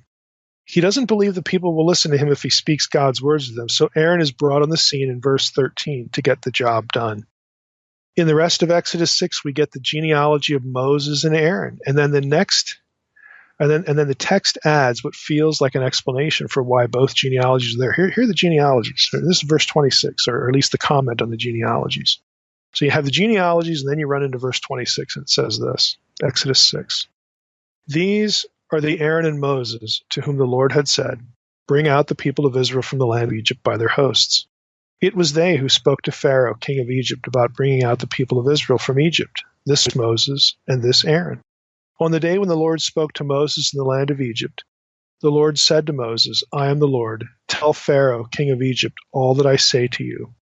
But Moses said to the Lord, 'Behold, I am of uncircumcised lips. How will Pharaoh listen to me?'" The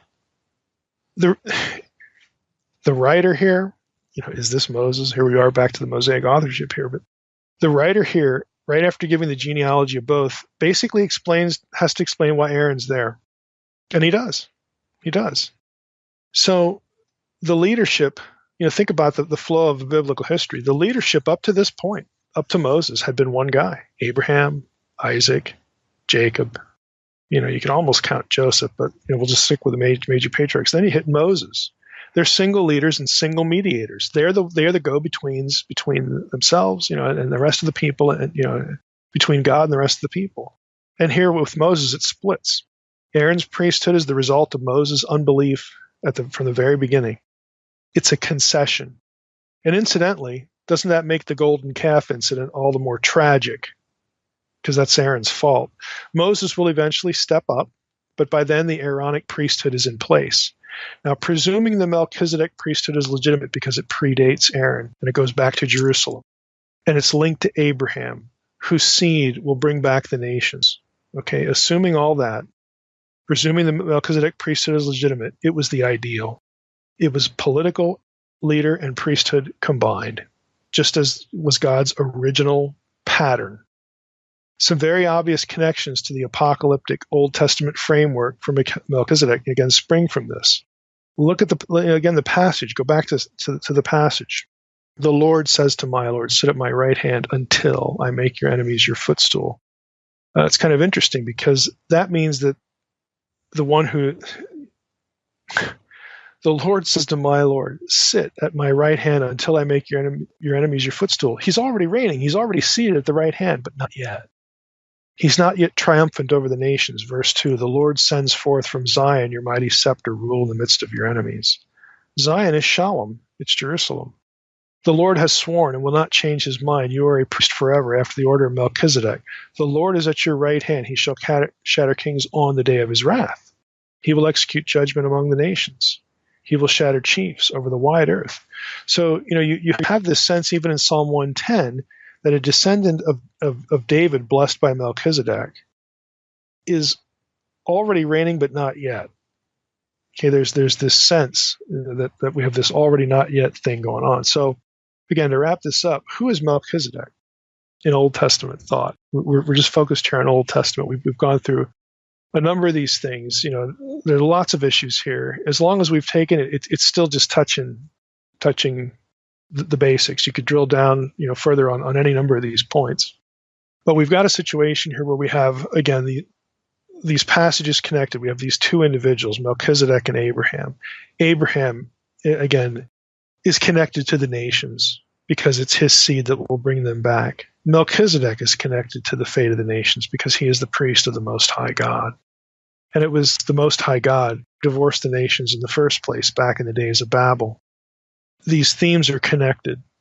There are these textual links in and among all of these different passages. You had the Balaam language about the scepter, about the star that will rise. Okay, he's seeking the knowledge of the Most High. Again, all this stuff that we've been through. Who is Melchizedek? Well, he is the prototype. Other than being a person in history, in the life of Abraham, he is the prototype for the human king priest. He's a human leader, but he also has a mediatorial role to all other humans and back to the nations. Again, this is a post-fall story. So we have the restoration of human priest kingship ruling in God's stead. In other words, Melchizedek is he's the prototype for the king that will come, but he's also emblematic of what Adam was too. The original king, steward, ruler in Edom, and he was the mediator between God and all the other humans that would be born from Adam and Eve, from the union of Adam and his wife. So Melchizedek, again, is part of that template.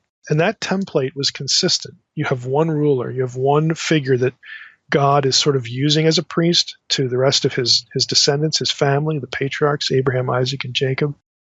That extends, again, all the way up until Moses. When you hit Moses, it bites the dust. Let's just put it that way. It fails. It fails because of Moses. God has to make a concession. But Melchizedek, again, is the template. And that's why he is referenced as the ideal, as if you're going to have the Messiah, and the Messiah is going to be the second Adam, and the Messiah is going to be a king and a priest, the only touch point, back to Adam is this guy, Melchizedek. You have to go there. You have to validate the combination of king and priest in the Messiah. You can't validate that with Moses and Aaron. you have to go back to the original template. You have to go back to Melchizedek, again, who blessed Abraham, and there you have the connection to ruling the nations, bringing the nations back, because the Messiah just happens to be one of the seed of Abraham. So it's a complex matrix of ideas, and you get these Melchizedek prophecies in Psalm 110 and elsewhere, showing that God planned a return to the priest king idea. And he connected his rule with the reclaiming of the nations, and that the priest king would be the seed of Abraham and later the seed of David. The conquest of Jerusalem by David shows God's intention, as the blessing of the priest king of the Most High in Abraham's own day, showed God's intentions as well. The descendant of Abraham would follow in the steps of Melchizedek. So again, it's complicated. It's a matrix of thoughts, and we're only in the Old Testament. Second Temple Jews are going to see all of these things that we just overviewed. They're going to see it all, and they're going to talk about it. They're going to write about it. They're going to think messianically with these data points, and they're going to say some amazing things in Second Temple text, and that's what we're going to cover next, because what they say is going to bleed into the New Testament, just like the Old Testament is going to bleed into the New Testament, so that when you get guys like the writer of the book of Hebrews, he's thinking about the Old Testament, but he's also thinking about the way his own ancestors and contemporaries thought about that Old Testament material. It's going to influence him. He's going to see things. They're going to help him think. They're going to help him make connections. And those connections are going to wind up in our New Testament. Mike, is there any new ideas that you're presenting here about Melchizedek, or are there other scholars out there that are connecting dots like you? Oh yeah, there's a pile of information on Melchizedek. I'll list a few things in the bibliography or on the episode page. Some of it, a small portion of it is accessible. To the normal person, but most of it's in literature. There's a whole, I'm trying to think of what might be it's cheap. It's a cheap little paperback. There's a book called Melchizedek and Melchi Rasha, who's sort of the bad guy equivalent. He's going to be the Satan figure. Has a lot of this in it. Journal articles, again, I can put a few journal articles, and the ones I list on the episode page, I'll try to put those in the protected folder. I don't know. I might list some things on the episode page that aren't in the protected folder, but listeners will at least get some of that. There just isn't much popularly written that ever really is text-based. It really all springs from the book of Hebrews, and it says, oh, by the way, this Melchizedek guy shows up in the Old Testament. You don't really get all the stuff we talked about here in popular discussions of Melchizedek. Is there anyone off the top of your head that you can think of or recommend that's trying to pin down who wrote what and when in the Torah? Oh, as far as the Torah, that's a mess. It's kind of like Hebrew and Greek teachers. Everybody wants to write their own grammar. It's kind of a joke. Everybody thinks they can do it better. This is what you got here. There are lots of theories about Torah, almost as many as there are scholars. It's a bit of an exaggeration, but there's really no one volume. I mean, I could think of something like Who Wrote the Bible by Friedman, but he takes the classic JEDP thing, which I think is based on circular reasoning. Again, you read something like that, and it sold over 1 million copies because it was written to the layperson. People were interested in it, but it's the standard view, and again, it has some serious logical flaws to it. But it does point out interesting things, that you have to deal with. So it's not a total loss. But I think probably the best thing that within the grasp of within the reach of a layperson would be like a dictionary entry, maybe in like one of the InterVarsity Press dictionaries. But all that's going to do is give you an overview of what the problems are and what people have proposed. There's nothing that's just going to that ends that debate. Thanks. We don't have to think about that anymore. There's nothing like that. All right, Mike. Well, we're out of the Old Testament into Some new The literature. Second Temple period, yep. Yeah. Second Temple period, again, and both the Old Testament stuff and then this episode today are going to be the necessary backdrop for the New Testament material. We're going to drift into New Testament a little bit today, like we sort of did a little bit earlier on, talking about the Old Testament, but we're going to be talking about some things today that I think listeners will, sort of, it'll perk up your ears, because some of this stuff is going to sound New Testament-y more than even the Old Testament stuff. But by way of a summary, I guess, a little bit of a recap with the Old Testament stuff, some of the sort of summary statements that we had for that material, I'm just going to try to re-summarize here, and then we'll jump into Second Temple literature again. And for those who may not be familiar with that term, Second Temple literature, Second Temple period, is what we more popularly refer to as the intertestamental period. So that period between Old Testament history and the beginning of the New Testament. There's lots of stuff going on there, lots of stuff being written, and there's some of that devoted to Melchizedek. So by way of, again, summarizing where we've been, we have Melchizedek. Again, his name could either be some sort of description, my king is righteous, or it could be a theophoric name, my king is Tzedek. We talked a lot about that. We have this guy with a title, the king of Salem or Solemn, and he was associated with some really important themes: kingship, obviously, priesthood. Again, those are the two most apparent, but also Jerusalem. He was the king of Solemn. We talked about how that's Jerusalem. Even if his name is theophoric, Tzedek, who would be Yahweh in Israelite religion anyway, he is still associated with righteousness and peace because of the Tzedek term and the Solemn term in those either proper names or topographic name, place name. At no point in the Old Testament material, any of it, was there any sense that Melchizedek was more than a man. We never ran into anything that would indicate that people thought, or he was portrayed, is probably a better way to say it, in the Old Testament as a divine being. He just isn't. So he, when we look at him, how we need to sort of focus on him, at least to this point, is just as a human being. He is the chief royal and priestly representative of the Most High God. That's who he is in the Old Testament.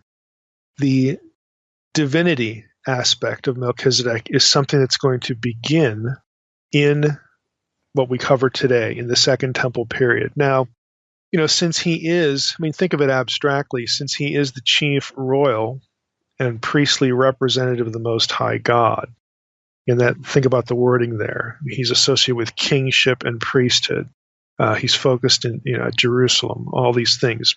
Those items, those terms, and the motifs, the symbols, all the baggage, the theological baggage that goes with that priesthood and kingship, that's invariably going to get linked to Messiah, to a messianic figure, a deliverer figure.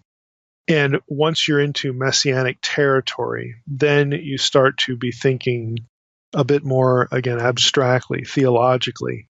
The way you think about those things is going to sort of transcend normative time and place for a number of Jews. And so it's not an abnormal thing that people would be thinking of Melchizedek as some sort of divine figure later on, because, again, if he's really the representative of the Most High God, then maybe God is going to be behind this person in a special way, or is going to send him in a special way.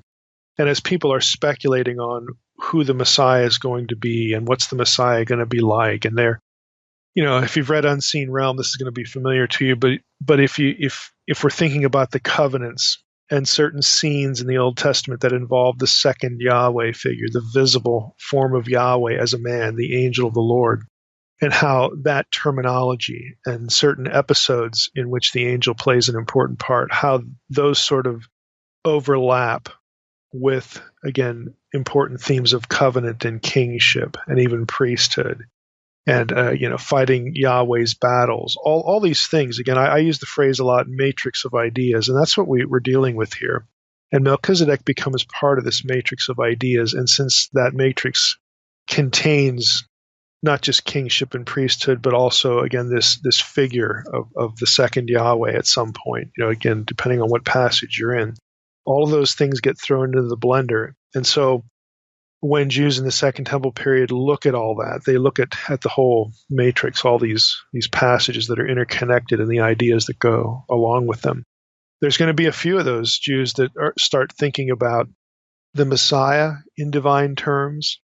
And since, again, Melchizedek is connected to the Davidic dynasty that would produce the Messiah, a la Psalm 110, they're going to be thinking about Melchizedek as a divine being too, that maybe he is prototypical or a type of the Messiah. He's a prefigurement of the Messiah. And once you start thinking those thoughts, it opens the door to viewing Melchizedek as more than just a normal guy. And that's what's going to happen. Now, we also talked about in the Old Testament how the priesthood of Aaron was essentially a concession by God, plan B, if you will, in response to Moses' unbelief. Again, that is not something we're necessarily going to return to until we get to the New Testament, when the priesthood of Melchizedek is compared to the Aaronic priesthood. That's something we'll return to, not so much today, but in our New Testament episode we will. And that's the mix that we're dealing with. Again, Melchizedek is linked to Abraham, is linked to Abraham's seed, is linked to Elyon, the Most High, is linked to Deuteronomy 32, which is linked to the divorce of the nations, which is, of course, linked to the reclaiming of those nations through the Abrahamic covenant. The Abrahamic covenant would produce a seed, which, of course, takes us to David, again, the Davidic dynasty. And, of course, Melchizedek is a priest. And once we start talking about the priesthood of Melchizedek being elevated or considered, more ideal than the priesthood of Aaron, you throw all that into the hopper, and this is, again, the matrix of ideas that we're dealing with. The evidence in the text is that Melchizedek's kingship is connected to Abraham. It legitimizes the rule of Abraham's seed. And, of course, the original Edenic king, Adam, was ruler and mediator. He was king and priest in a very broad theological sense on earth, because he was the guy that sort of stood between God and the rest of humanity, the rest of what would be his descendants. And he was, again, put there in Eden to be a steward king, a ruler of the earth in a positive sense. That all continues through the patriarchs up to Moses, and Moses, it divides because of his unbelief. God makes a concession and brings the priesthood of Aaron into the picture. It would seem reasonable to think, again, that having both those offices operate in one person was God's ideal, because that, again, harkens back to Adam, and that is God's consistent plan. God is meeting with a person, a patriarch, and that patriarch is the go-between between God and the rest of the people in the picture, the rest of the people that are concerned. But that breaks apart when we get to Moses again. So the ideal, would have been to have them both in one. And since this Melchizedek figure is the oldest, figure, it sort of continues the patriarchal idea better than Moses did. He gets referenced in Psalm 110 and connected to David's line and ultimately the Messiah. So you have to be thinking about all these things sort of at once and how they touch each other to make sense of how Melchizedek is portrayed in the Old Testament, and even more importantly, how he's thought about once these ideas, again, are all in the blender. And that brings us to the Second Temple period. So today, we want to get into the literature here, and we're going to end up focusing mostly on Dead Sea Scroll material, but we'll hit a few other things. Melchizedek is mentioned in a number of Second Temple works. Again, works, or at least works that scholars figure date back into the Second Temple period. I say it that way because of issues with books like Second Enoch. Now, I have no idea if any of you have a dictionary of New Testament background. I have no idea why DNTB has Second Enoch as, quote, the earliest instance in the Second Temple literature of a mention of Melchizedek, because the text just doesn't date itself into the Second Temple period. But I thought I'd throw that out in case one of you has that resource. It might just sound odd, because it honestly does sound odd. The manuscript evidence for Second Enoch is Slavonic, which is the 14th century. And if you look at Charlesworth, Old Testament pseudepigrapha volume, where he talks about Second Enoch, it'd be volume 1. The guy who wrote the chapter on Second Enoch is Francis Anderson. And Anderson suggests a Greek work That Second Enoch was a Greek work no older than 1000 AD, which is well after the Second Temple period. Nevertheless, everybody figures, hey, it's Enochian material. There's a lot of that stuff that's really old. So Second Enoch kind of becomes part of the picture here. We're not going to, because of the textual issue, the manuscript issue, I'll admit, again, that Second Enoch has things in it that are probably as old as the Second Temple period because, hey, that's where First Enoch is, and there's going to be overlap there. But I'm not going to spend really any time on Second Enoch here. I'm going to go right to sources whose manuscript evidence place them firmly in the Second Temple period. So let's start with Josephus. Melchizedek is mentioned in Josephus's sixth volume of his war, his book about the wars of the Jews. And in my edition, it would be lines 435 to 438. I think the line numbering is pretty consistent. But I'm just going to read you the passage. So this is from Josephus, the Jewish Wars, Volume 6, beginning in line 435. He writes, "And thus was Jerusalem taken in the second year of the reign of Vespasian, on the 8th day of the month, Gorpaius, which is Elul. It had been taken 5 times before, though this was the second time of its desolation. For Shishak, the king of Egypt, and after him Antiochus, and after him Pompey, and after them Sosius and Herod took the city, but still preserved it. But before all these, the king of Babylon conquered it, and made it desolate." Of course, there's the reference to Nebuchadnezzar. 1,468 years and 6 months after it was built.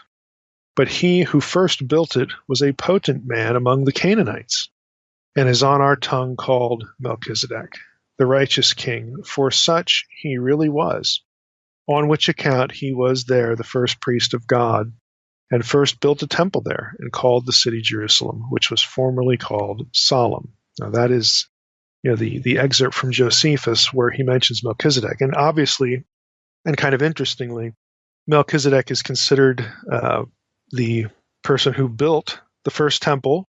And you say, well, that's kind of odd because I thought Solomon built the first temple in Jerusalem. Well, he built the first Israelite temple, Josephus would say. But Josephus is thinking, well, there was a temple there because Melchizedek was priest of the Most High, Most High God, and there had to be a temple there. And so he credits all that to Melchizedek. He credits Melchizedek with building the city. Again, the Old Testament doesn't say any of that stuff, but that's what Josephus is thinking. And again, he's likely not alone. But notice, even despite all of that embellishment, Melchizedek is considered a historical human. There's no hint in what we just read that he's thought of as a divine being by Josephus. So here's a clear Second Temple period example where Melchizedek is mentioned, talked about. Again, some things are added to the Old Testament, but he's not a divine person, not a divine being. Now, if we go to Philo, again, Philo was another really important writer in this period. Philo found room both for a sort of literal historical interpretation of Melchizedek as a human being and a sort of more than literal interpretation of Melchizedek as the Logos. And of course, Logos is the term in John 1, for the Word of God. Jesus, of course, was the Word. And if you've read Unseen Realm, you know that thinking is not just from Philo or from some Platonic this and that. You have Word of the Lord being the visible human Yahweh in the Old Testament. And you have even more of those instances if you read the Targums, the Aramaic translations of the Old Testament. So there's a lot of evidence. It doesn't force you to go out to Greco-Roman philosophy, which is what Philo was working in a lot to get a Logos doctrine. You don't need that stuff. But Philo certainly has his head in that. And for him, Melchizedek gets sort of parsed as the Logos, as a divine figure. Now, I'm going to read an excerpt here from DDD by Reiling, Reiling. And he has an entry on Melchizedek, and he goes into the Philo material a little bit, and I kind of like his summary. It's pretty convenient here. So he writes, Philo mentions Melchizedek in 3 places.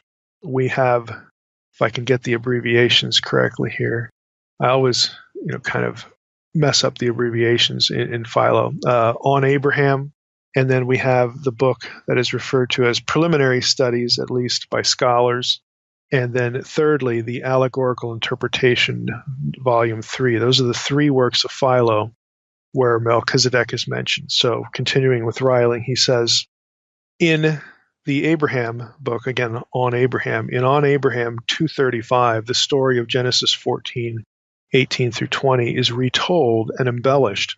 Melchizedek is called the great priest of the Most High God. Thinking that Abraham's success was due to divine wisdom and help, he stretched his hands to heaven and honored him with prayers, and offered sacrifices on his behalf, and entertained him and his men lavishly. In the subsequent allegorical interpretation of the story of Abraham's warfare, that is, Genesis 14:1 through 24, Melchizedek is not mentioned again by Philo. He acts as a historical person only. In Preliminary Studies 99, Melchizedek is mentioned in an excursus on the number 10. Those are lines 89 through 120 in that book of Philo, Preliminary Studies, with reference to the fact that Abraham gave him 1/10 of everything. That's Genesis 14:20. So I'll just stop here and pause. So for Philo reads this, that Abraham gives 10% to Melchizedek, and then he goes off on some excursus about the meaning of the number 10. That's the context for him discussing Melchizedek in that particular book. Back to Reiling here. He says, this is interpreted metaphorically, again, this 10th of everything. Everything, quote unquote, comprises the things of sense and speech and thought. Melchizedek is identified as the man who obtained the self-learned and self-taught priesthood, probably because no priest is mentioned before him in the Bible, and later priesthood is not derived from him. In Allegorical Interpretation, Volume 3, this is 79 through 82, Melchizedek is presented as an example of people who are honored by God without having done beforehand something to please him. It's kind of interesting. He was made king by God, and he was the first to be worthy to be his priest. In Philo's perspective, catch this. This is Reiling, again, writing about this. In Philo's perspective, Melchizedek, as a king and priest, does not cease to be a historical person, but at the same time serves as the embodiment of the divine logos and transcends history. And you say, well, that's the end of the quote. You say, well, how does that work? I'm trying to follow Philo's thinking here. What in the world is he? Look, your guess is as good as anybody else's. Philo's writing, this is what it's like. Philo will go off on these riffs of allegorical interpretation, speculation about the meaning of numbers and things like this, and you just wonder what set him off. What put him on that path? What suggested these things to him? And again, the honest answer is sometimes you can sort of figure that out because of the mass of material he might be discussing at some other place, but other times it's just really dense and obtuse, and honestly, even specialists in Philo have no idea why he went in this or that direction. So it's a little bit up in the air. Again, sometimes Philo, his thinking is discernible. You can track with him and know why he's saying what he's saying. Other times you just can't. But this is where he's at. He associates Melchizedek with the Logos. So he's an important resource in the Second Temple period that is beginning to think about Melchizedek as something not unhistorical, but more than a man. Again, that's why we want to mention him. Now, third resource anyway, Qumran literature, the Dead Sea Scrolls. And this is where we're going to spend the lion's share of our time because there's a specific text here that's really important. Melchizedek is mentioned twice in the Dead Sea Scrolls. There's the Genesis Apocryphon. That's 1QAP, Genesis, GEN, in the 22nd column. In that, just look at the title, Genesis Apocryphon. This is a retelling of the story of Genesis, so naturally you're going to hit Genesis 14:18 through 20. And in this Dead Sea Scroll, that passage from the Old Testament is translated more or less literally. There are a few little minor additions to the story, but nothing really, spectacular. Melchizedek is presented pretty straightforwardly as a historical person. And there's no real speculation about his name or, like in Philo's case, about what 10th means and all that. There's none of that. It's just a straightforward translation. This particular Dead Sea Scroll is in Aramaic. So it's put into Aramaic, and on we go. We move on, through other material in Genesis. So there isn't that much that's added that would be sort of speculative, which is quite different, than Philo, and quite different from other texts as well. Now, the big deal for Second Temple literature, and I had to go through this text a lot, for my dissertation, is something called 11Q Melchizedek, also known as 11Q13. As the title suggests, this is from Cave 11. That's what the numbers are for, 11Q, 11 Qumran. It's Qumran Cave 11, and it gets its name Melchizedek because of the content. 13 would refer to the number of the manuscripts. These are all fragmentary, but column 2 it's still fragmentary, but column 2 has a lot of content in it. And since column 2 is drawing on Old Testament texts, even when there are some holes that they can be filled in if they're citing Old Testament verses, you can just go look at what the content was. Now, what I'm going to do is I'm going to read a translation of this text. And when there is an Old Testament verse referenced, I will tell you what the verse is. And then we'll discuss it. I'm going to share, again, some the research of some scholars who specialize on this text and Second Temple literature and New Testament, on the New Testament just generally. But I'm going to read through this text, and the translation is from Garcia Martinez and Tig Killar, their Dead Sea Scrolls study edition. If you have that, you could follow along. If you can read Hebrew, there's going to be a couple places here you might want to check the Hebrew. But at any rate, here's what it says. Again, this is column 2, 11Q Melchizedek. And I think you're going to find it really interesting. Again, this is pre-New Testament. Pre-New Testament. There's no question about the dating of the manuscript. So line 1 is fragmentary, and it can't be read. Line 2, we get into text, and it says, "And as for what he said," and then he's going to quote Leviticus 25:13, "In this year of Jubilee, you shall return, each one to his respective property. Concerning it, he said," now he's going to quote Deuteronomy 15:2, "This is the manner of the release. Every creditor shall release what he lent to his neighbor. He shall not coerce his neighbor or his brother, for it has been proclaimed a release for God." Its interpretation, in Hebrew or Aramaic, pishro. Okay, so I'll just stop there. This is line 4. When you see this pishro in a text, you can tell right away it's what scholars call midrash, which it's an explanation. It's sort of like a commentary, even though that it's not like an official. There are commentaries in the Qumran literature that are verse-by-verse commentaries on Old Testament books. This text is going to actually combine a bunch of different verses and then offer commentary on the combination thereof. But again, it's not verse-by-verse in one text, but it is nevertheless a commentary. It's an interpretation. So back to line 4. Its interpretation. "For the last days" refers to captives. So let me just stop there. He's saying, well, here's why I quoted Leviticus 25:13 and Deuteronomy 15:2, this whole thing about Jubilee and returning the property and everything like that. The reason I did that, I'm pretending to be the writer of Melchizedek, is because in the last days refer to captives. Back to the text. "Who," and then there's a gap, "and whose teachers have been hidden and kept secret, and from the inheritance of Melchizedek. For they are the inheritance of Melchizedek, who will make them return.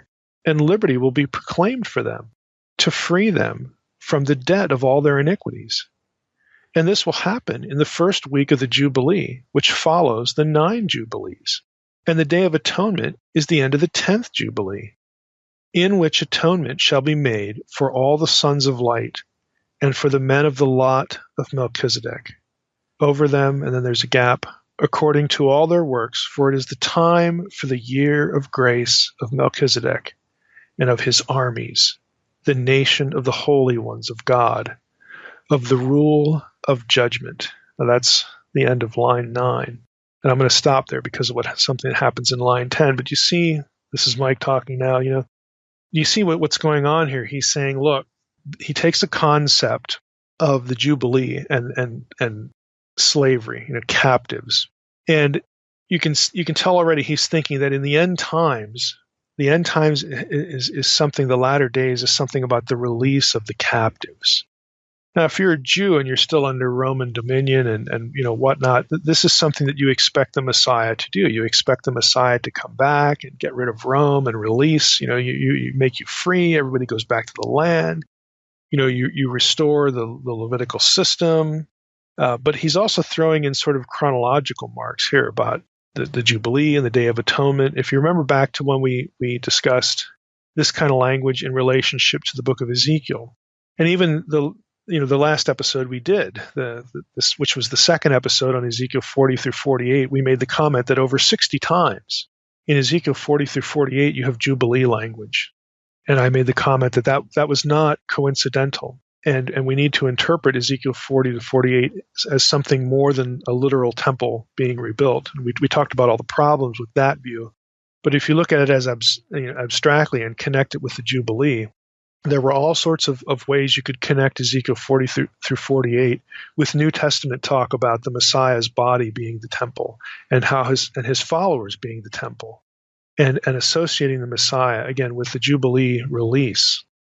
This is what the writer of this text, 11Q Melchizedek, is thinking. He's thinking along the same lines, that connecting the end of days, the last times, with this Jubilee release and the Jubilee cycles.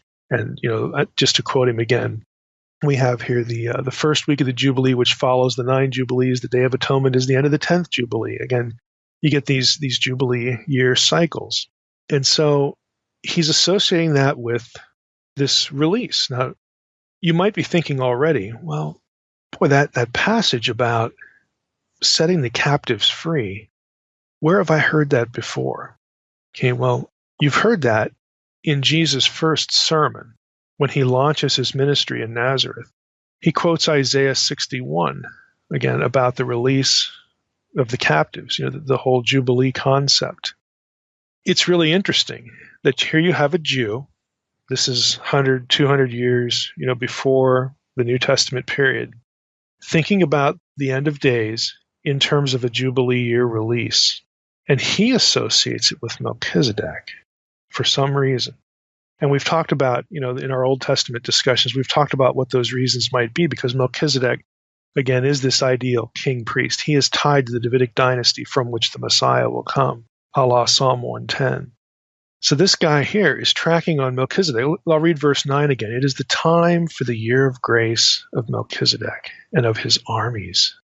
His armies, the nation of the holy ones of God, of the rule of judgment, as it is written. Now, let's go into verse 10. This is going to be kind of mind-blowing here. So he's talking about Melchizedek and his armies, the nation of the holy ones of God. And he's already talked about the sons of light, okay? Now, obviously, their enemies are going to be the sons of the darkness and all that sort of stuff. But here we go. Verse 9 again. It is the time for the year of grace of Melchizedek and of his armies, the nation of the holy ones of God, of the rule of judgment, as it is written about him in the songs of David, who said, and he quotes Psalm 82, verse 1. David, songs of David, who said, Elohim will stand in the assembly of God. In the midst of the gods he judges. And about him, he said, now he quotes Psalm 7, 8, and 9, and above it, to the heights return. God will judge the peoples. As for what he said, Psalm 82 again, verse 2, how long will you judge unjustly and show partiality to the wicked? Its interpretation, Pishro, here's what he thinks it means. Its interpretation concerns Belial, who again is a Satan figure, and the spirits of his lot, who, turning aside from the commandments of God to commit evil. And then there's a gap. Okay, let's just stop there. The writer of 11Q Melchizedek associates Melchizedek with being God.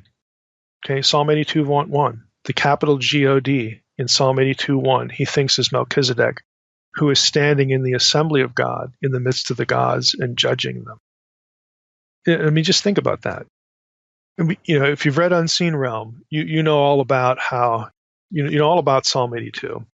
And you also know all about the whole two Yahwehs idea, that there were two Yahweh figures in Old Testament thinking, and this is the foundation for the later ancient Jewish doctrine of two powers in heaven, two good guys, two Yahweh figures.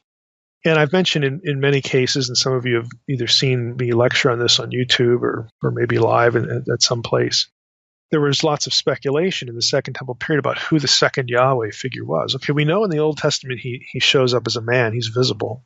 But who is that? What's his identity? And I've made comment before about some thought he was an exalted Old Testament figure like David okay, or Abraham or Moses, or in this case, Melchizedek. Melchizedek is one of the two powers candidates that get floated in Jewish writings of the Second Temple period. And it's very clear here. He associates Melchizedek with being the one who is judging the gods in Psalm 82. And again, he associates that with the release of people in bondage to the kind of misery that the gods are inflicting upon them. Now, at this point, you have to suspend what you know a little bit, because some of you are probably thinking, well, he's wrong because Psalm 82 is about the gods of the nations, and those are Gentiles. It has nothing to do with the release and the Jubilees. And okay, we get that. We're just reading through a text that explains what this particular Jewish writer was thinking. He is associating Melchizedek with the Lord of the council. And I've done the same thing with Jesus, where in John chapter 10, Jesus quotes Psalm 82. We did a whole episode on that. Again, you get the idea, these sorts of connections, of identifying particular individuals. Again, Christians are going to do this with Jesus, obviously. And again, isn't it a coincidence that Jesus gets compared, analogized to Melchizedek in the New Testament? Again, we'll get there. But there are Jews who were there before. Again, they're thinking of Melchizedek as being more than a man, and they're associating him here, believe it or not, with Psalm 82. Psalm 82, verse 1. And Melchizedek is the leader. Remember verse 9, his armies? He's the leader of armies that are going to liberate the peoples of the earth. Okay? He's going to liberate them, and he's going to go to war with Belial, the Satan figure, and the spirits of his lot. Now, if you know anything about Dead Sea Scroll stuff, there's a very famous scroll called the War Scroll. It's 1QM, as memory serves. That describes the apocalyptic, end of days battle, and it's a war between gods and men. And on both sides, you have human combatants and divine combatants fighting it out, in heaven and on earth, for basically all the marvels. This is the kind of thing that this text is alluding to, this same idea, where you have this warfare going on. Let's go back to the text now. I'll pick it up in verse 12. So its interpretation, again, this is what he thinks it means, concerns Belial and the spirits of his lot, who, turning aside from the commandments of God to commit evil, and then it just drops off there, line 13. But Melchizedek will carry out the vengeance of God's judgments, and on that day he will free them from the hand of Belial and from the hand of all the spirits of his lot. To his aid shall come all the gods of justice, and he is the one who, and then there's a gap in the text, all the sons of God, and then there's another gap. Isn't that frustrating? I'll read line 14 over again. To his aid shall come all the gods of justice. Isn't that interesting? Gods of justice, gods of tzedek. Okay, we've talked a lot about tzedek, with Melchizedek in the prior two episodes, but here we have this line: he shall, to his aid shall come all the gods of tzedek. In other words, the rest of Yahweh's, heavenly host army is going to come help Melchizedek, win this battle. Line 15: this is the day of peace, about which he said. Then there's a gap.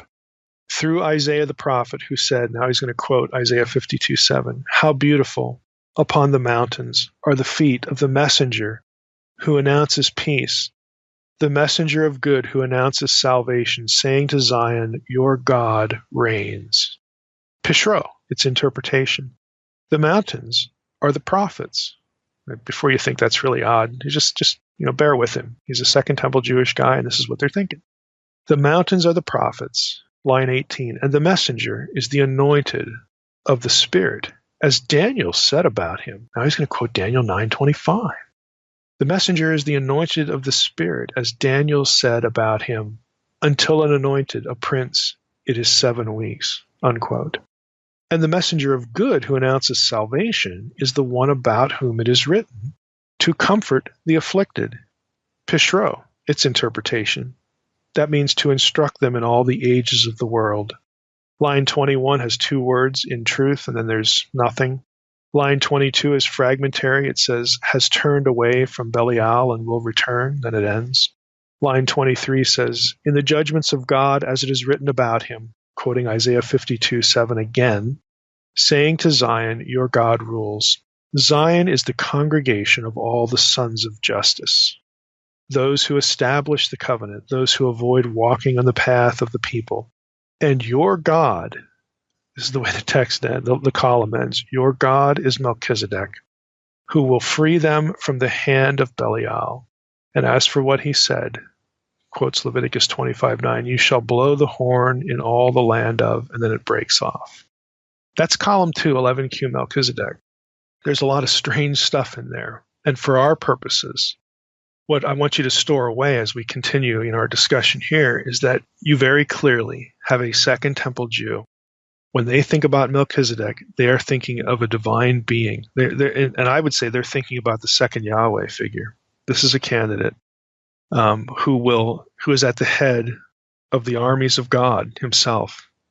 And this Jew views Melchizedek as being the Elohim who is going to judge the gods over the nations, otherwise known to him as the spirits of Belial, the spirits of Belial's lot, those who are under the power, under the influence, in league with Satan, essentially. Again, the way scholars and myself included, again, parse Psalm 82 is a little bit different, and that's fine. Just that 11Q Melchizedek tells you what one guy, one author was thinking, and it's very, very clear that Melchizedek is just more than a man. And he even brings in verses, concepts to talk about Melchizedek in ways that the New Testament writers will talk about Jesus. Okay. Now, Melchizedek is also mentioned. His name is mentioned in 11Q17. That's really all you get, just the name. There's another fragment, 4Q401, fragment 11. There's 3 lines. There's only a few words. It has priests of, and then there's a break, and then gods of knowledge, break. And then line 3, Melchizedek, priest in the assembly of God. Again, it's hearkening back to Psalm 82 again. So that's what you get, with 11Q Melchizedek, otherwise known as 11Q13. Now, what I want to do at this point is I want to read you some excerpts from a couple of papers. One is published in the Journal for the Study of Judaism in the Persian, Hellenistic, and Roman period. It's by Delcor. The title is Melchizedek from Genesis to the Qumran Texts and the Epistle to the Hebrews. And then a little bit from Jim Davila's SBL seminar paper back in 1996. Delcor's article, by the way, is 1971. But 20-some years later, 1996, Davila gave an SBL paper entitled Melchizedek, Michael, and the War in Heaven. And I want to quote a few things from both of those papers. Okay, we'll start with Delcor, and this is on pages 124 and 125. Again, just reading his commentary on what we just read. He's talking about 11Q Melchizedek. So he writes, "The character Melchizedek appears in an incomplete text of Cave 11 of Qumran, published by Vanderwood. In this fragment, written in Hebrew, Melchizedek appears as an eschatological savior who has a heritage. His mission is to bring back at the end of days the exiles to announce to them their liberation and the expiation of their sins. The fragment here takes up in part Isaiah 61:1, and at least conceptually, which Luke applies to Jesus in Luke 4:18. Melchizedek appears also as a celestial being, Elohim, who stands in the assembly of God, and on this occasion will judge the heavenly ones." Okay, in the midst of the gods, he passes judgment. Psalm 82:1. Those are the ones he's judging. Delcor continues, "He participates in the vengeance of the judgment of God." Here we find, though with some modification, taken up Psalm 82:1 and Isaiah 61:2. Melchizedek is thus apparently identified with Michael, who also appears in Qumran as a celestial being in the War Scroll 1QM. In fact, Melchizedek is helped by the celestial armies in his struggle against Belial and his angels. We will see later the interest of these speculations on the person of Melchizedek as a celestial being for a better understanding of the Epistle to the Hebrews. As the Scriptures speak neither of the birth nor the death of this person, Melchizedek, it is easy to imagine him to be eternal, and therefore that this priest should be present in the heavens. The author of the Qumran fragment did not hesitate to indulge in these speculations. Davila writes this: the theme of the eschatological war in heaven between the angelic forces of good and the demonic forces of evil was a topic of great interest in early Jewish and Christian literature. The focus of this paper is the reflexes of this story, which name Michael or Melchizedek as the leader of the heavenly army. Skipping ahead to the next paragraph, when a leader of the battling angels is mentioned in these texts, he is almost always either Michael or Melchizedek. It seems clear that the two were identified, at least in some circles. In Qumran sectarian literature, each appears as the head of the angelic hosts at the eschatological battle in different texts. Based on this fact, as well as contextual considerations, Millich suggested that a fragmentary passage in the Visions of Amram, 4Q544, originally listed them together as names of the angel of light. So I'll just break in there. There's this character in this text, the angel of light, and what Davila is saying is these might be named, Michael and Melchizedek might be names for that particular angel, again, because the texts have related content. Now, let's go down a little bit to, another third paragraph for Davila. The relationship of these two angels, Michael and Melchizedek, or Michael and the angel of light. Again, it's not really clear what Davila is referring to there. It's the prose is a little bit obscure. But the relationship of these two angels and how they came to be associated with one another. He's probably referring to Melchizedek here, even though Melchizedek's not an angel, but maybe he's saying an angel in this text anyway. But their relationship is one of the issues to be considered in this study. And he spends a lot of time trying to explicate this. Moving on, he says, the narrative of column 2, which we just read, describes the eschatological conflict fought by the divine being Melchizedek and his angelic allies against Belial and the evil spirits of his lot. And then Davila goes on to compare the language of 11Q Melchizedek with the war scroll and some other things where Michael is the picture. So basically what his article is going to be about, at least in this section, is how Michael and Melchizedek sort of play the same role, and they're in this battle that's described the same way in various texts from the Dead Sea Scrolls. Now, this is me now. We're done with the quotations. I don't believe that Michael was the second power. In other words, was the second Yahweh figure. Or I don't believe that Michael is the angel of the Lord. Now, some do. Seventh-day Adventists in particular, take that position. They're not the only ones, but they certainly take it. I think the idea is contradicted, actually, by two places in Daniel, and that's kind of material for another episode, but just so that you know, I don't think Michael is the angel of the Lord. I think there's problems with that. The point for our purposes here are that some Jews made that equation. Okay, some Jews thought that. Now, I think personally that this thinking, is tied to the second power in heaven, second Yahweh figure. And we have here an exalted angel, again, cast as the second power in heaven, and the most obvious candidate is Michael. But some Jews, again, thought this was Melchizedek exalted to some sort of heavenly state. He becomes glorified or something like that. Now, Michael is Israel's prince. Melchizedek was a priest king. Now, I think in part, the way they're sort of thought about together is because the captain of the Lord's host, remember Joshua 5? The captain of the Lord's host is clearly divine.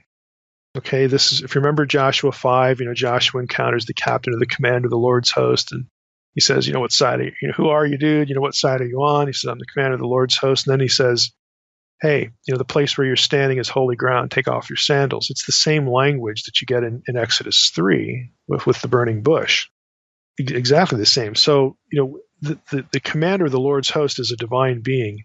And since we have this connection back to Exodus 3, I think he's the angel of the Lord. I think he's the angel of the Lord for a different reason. And I discuss all of this in Unseen Realm, because the description of the commander of the Lord's army there in Joshua 5 describes the commander there as having a drawn sword in his hand.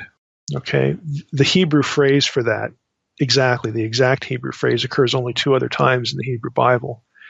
One is in 1 Chronicles 20:16. The other one is in Numbers 22. I think it's verse 24. But they both explicitly in those two other passages say that the person with the drawn sword in his hand is the angel of the Lord. So I think there's a really, really powerful case here to identify the commander of Yahweh's host in Joshua 5 as the Malach Adonai, as the angel of the Lord. Now, if that's the case, well, it kind of makes sense, at least to some Jews, that to think of that figure, the angel of the Lord, as Michael, because he's the commander of Yahweh's armies on behalf of Israel, and Michael is called Israel's prince. So they sort of conflate those two things. That's how people argue that Michael is the angel of the Lord. Again, I think there's problems with that when you get into some passages in Daniel. But nevertheless, I just want you to know how a Jew would get there, how the thinking would go. They also, again, if you're the prince of Israel, well, that sounds, kind of messianic. That's like kind of Messiah talk, prince of Israel, And so once you go there, then you do start thinking about Melchizedek. Why? Because Melchizedek, the Davidic king in Psalm 110 is declared to be, after the order of Melchizedek. And so this is how, if you're a Jew, you could justify thinking, okay, angel of the Lord, Michael, Melchizedek, they're all the same guy. This is how you would get there. This is how you would argue that. And of course, the Messiah is your leader at the great eschatological battle. I mean, who else would it be? So you have these ideas that are very, I think pretty easy to see how Jews would have conflated all of these things into one figure. And so when you have Jews writing in the Second Temple period, you have some of them use Melchizedek, some of them use Michael. You got that one that says angel of light, maybe he's just the oddball out here. But everybody else is talking about Melchizedek or Michael. And if you're thinking of that figure in those terms, again, tying it back to Joshua 5, being the guy in charge of Yahweh's armies, well, then you could look at Psalm 82 and say, well, look, what's being described here in Psalm 82, judgment of the nations, and a Jew would look at that. And again, this particular Jew who wrote 11Q, Melchizedek, associates the reclaiming of the nations in a final eschatological sense, and the death of the gods in a final sense, with the release of the captives. Israel is released from exile. The separation from God is over. Our captivity is over. We're forgiven, and the Messiah is here. Again, you have to get rid of the New Testament in your head. None of that's happened yet, and so this is your vision as a Jew of what's going to happen when the Messiah returns. Of course, we're going to be liberated. Everything's going to be set right. It's the day of the Lord, kind of thinking. They're not thinking about, he's going to come, he's going to go and die on a cross, he's going to rise again. Remember, again, we've discussed this at length in Unseen Realm and at length on this podcast, how the plan of redemption was cryptic. They weren't supposed to know. What they're thinking is messianic deliverance, the restoration of the kingdom. And quite frankly, that's what the powers of darkness are thinking too, because it's like, well, he's back here, the Son of the Most High is back here to reclaim his turf, and this silly talk about restoring Eden. Well, this is our turf now. We're going to kill the guy. I mean, this is what they were expecting. This is what they knew. The redemptive sort of aspect to it, the salvific sort of aspect, that is fragmented in lots of places. It's never spelled out, and they miss it. And here you have Second Temple texts that are tracking, along the militaristic theme. And if you're doing that, and you see, again, going back to Joshua 5, here you have the commander of the Lord's host, obviously divine being. Well, Michael's the prince, so these two guys must be the same.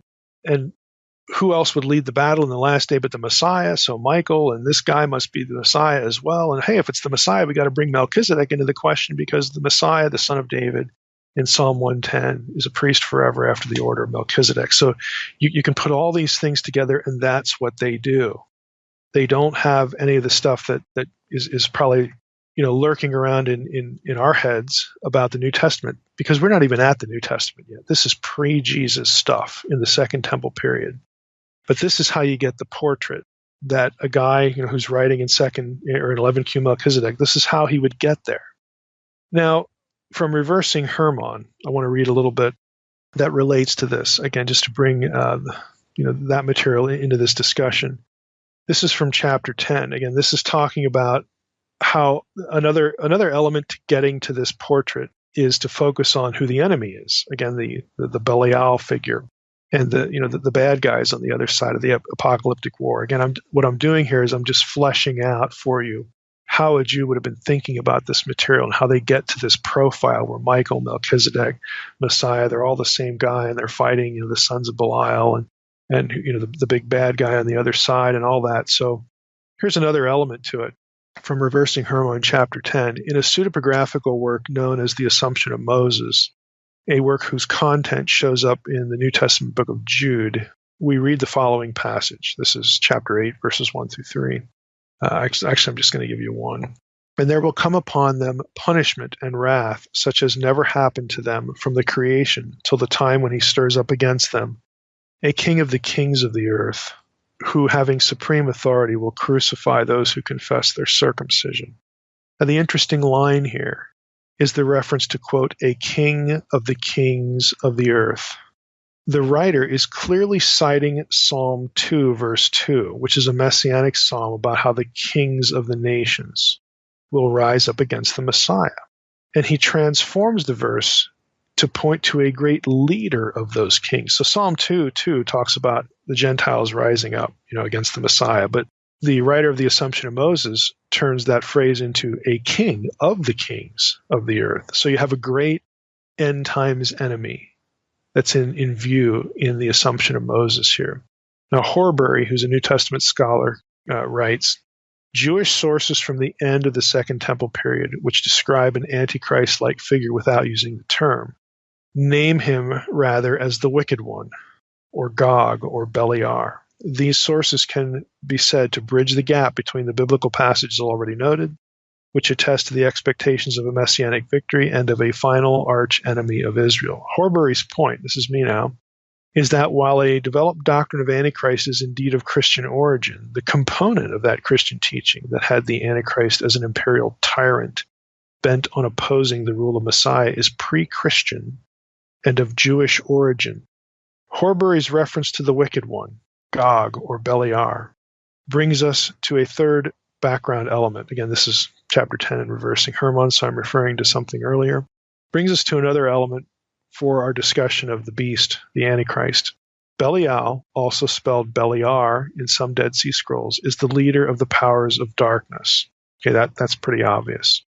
Now, I quote a fellow named here, Torleif Elgvin, and he summarizes how this works, the great end times enemy, how this works in Jewish expectation. He writes, the New Testament concepts of Satan and his host are closely related to ideas that develop in intertestamental period and are found in early Jewish literature.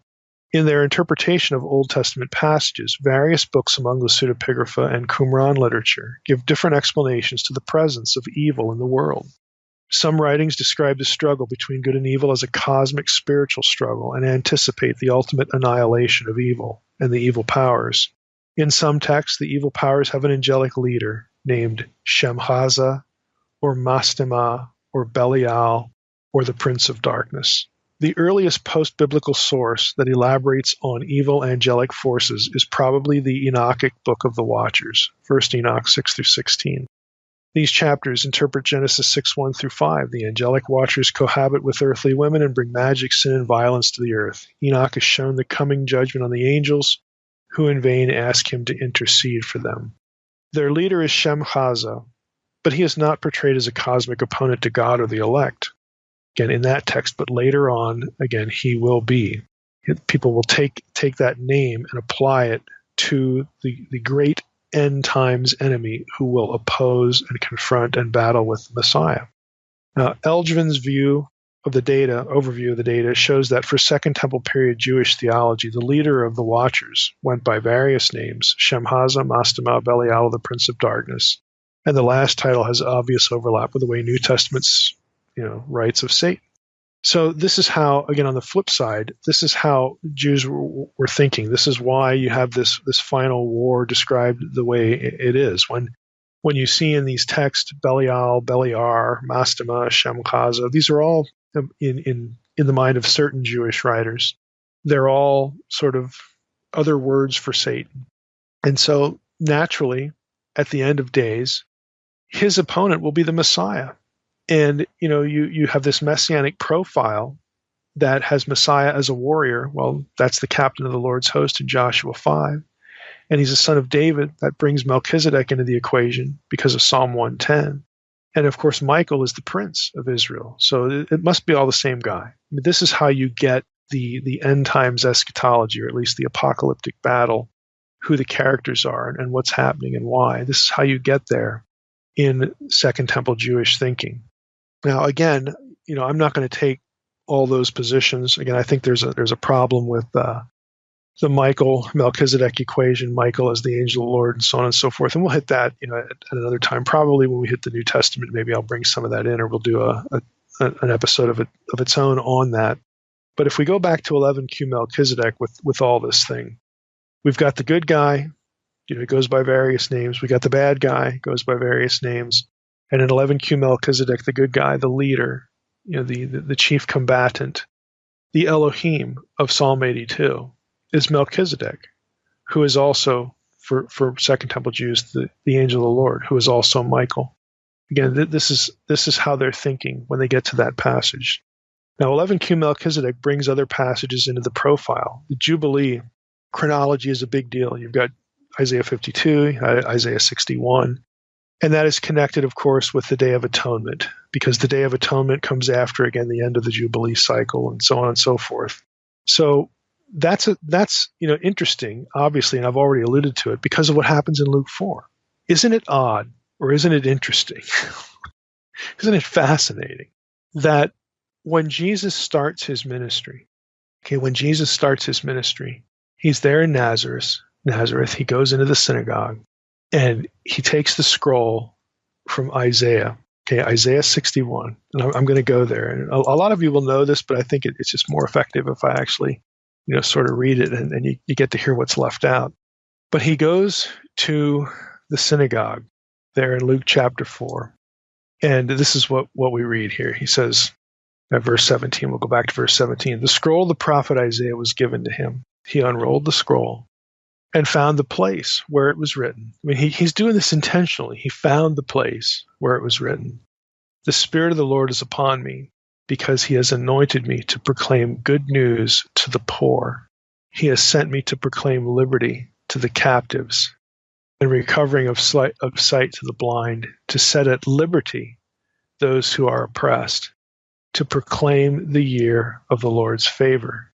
And he rolled up the scroll and gave it back to the attendant and sat down.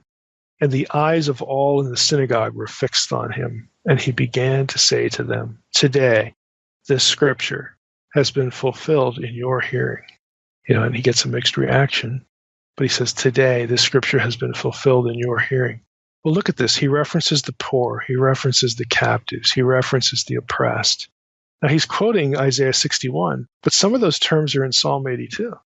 The writer of 11Q Melchizedek understood that. They knew that. I think Jesus knew it too, because later when we get to the episode in John, he's going to quote Psalm 82. I don't want to rabbit trail back into that, but here's the point. Isn't it kind of fascinating that Jesus chooses this passage? And if you're familiar with Isaiah 61, he stops, with set at liberty, those who are oppressed to proclaim the year of the Lord's favor.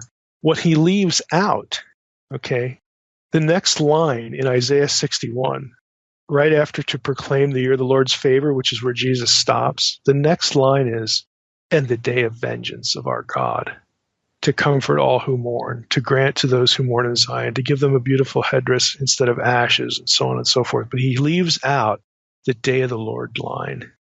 Why? Well, it's kind of obvious. He knows why he's there. And it is not for conquest. He's there to die. But that's what they don't know. So if you're comparing what Jesus does, let's just imagine that you've got a few people there in Nazareth that day who have read 11Q Melchizedek, or they think of the same thing. They're expecting, by virtue of that text and the quotation of Isaiah 61, they're expecting a deliverer. They're expecting military conquest. They're expecting the final battle, because that's just the picture. That's the picture that's in their head. And here you have this guy from Nazareth show up in your synagogue, and he says, today, this is fulfilled, in your hearing. And then, what's he going to do? He's going to go out from that point and start doing those things. He's going to heal people. He's going to preach the gospel. He's going to talk about the kingdom of God, all this kind of stuff. And eventually he's going to die and provide redemption and atonement, which is associated with the Jubilee cycle, is it not? That you just look at that picture, and he's both. You both get a holy cow moment, out of people in the room there in Nazareth, and you'd also get, why did he stop there? Doesn't he know the scripture, or maybe he's a pretender? He's not going to deliver us. You get all these sort of thought patterns going. Now, when we, I'm going to end on this note, because we are drifting in the New Testament territory now. I think we've said enough about how conceptually you could go from Melchizedek of the Old Testament and come out thinking of him as a divine being because of, again, this matrix of ideas. And here you have a classic example in 11Q Melchizedek of Jews doing this very thing and how they get there. I think we've said enough about that. But back when we did Ezekiel 40 to 48, part 2, when we talked about New Testament temple talk associating with the body of the Messiah, Jesus' body was the temple, his followers are the temple, the church is the temple, basically arguing in favor of a more than literal approach. Because in the first part, we did 2 episodes on Ezekiel 40 through 48. The first part, we talked about the problems that a literal approach brings.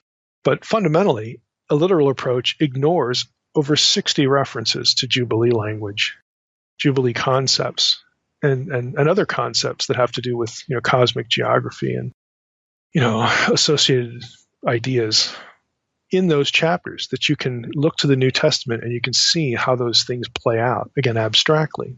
Somebody emailed me after we did that and asked this question. They asked, hey, is there any, all this Jubilee stuff, was the day of Jesus' birth, that September 11th, 3 BC thing, was the day of Jesus' birth a Jubilee year?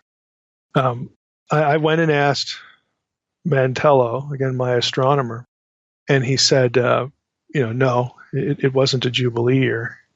But he gave me the math on how to calculate from that date when the Jubilee year fell. And believe it or not, the Jubilee year fell in the year that Jesus began his ministry in the synagogue at Nazareth when he quotes Isaiah 61, which was really stunning. Again, if you're tracking on, if you're a Jew, and obviously not every Jew is going to be tracking all this stuff, but if you're an educated, literate Jew, and maybe you've heard the birth traditions or something like that, but certainly if you're toward the end of the first century where you have, this information, and you can look back on, you're going to have a couple of the Gospels written there, maybe all of them, I guess all of them, by that time, and you have this episode in the synagogue, and you have this citation of Isaiah 1, and the Jewish tradition about the Messiah, and you know what Jesus did, and all this sort of stuff. That kind of thing is really remarkable. That it shows Jesus in all the good sense of the word. Jesus is so calculated. He walks into that synagogue in the Jubilee year, and he takes the scroll and he finds the place. He finds Isaiah 61 and he quotes it, but he doesn't include the day of the Lord stuff. And he just rolls it back up and hands it off, sits down, and says, today all this stuff is fulfilled in your hearing. And he knows the range of reactions that's going to draw, in part because of the way people thought about not only Messiah, but Melchizedek.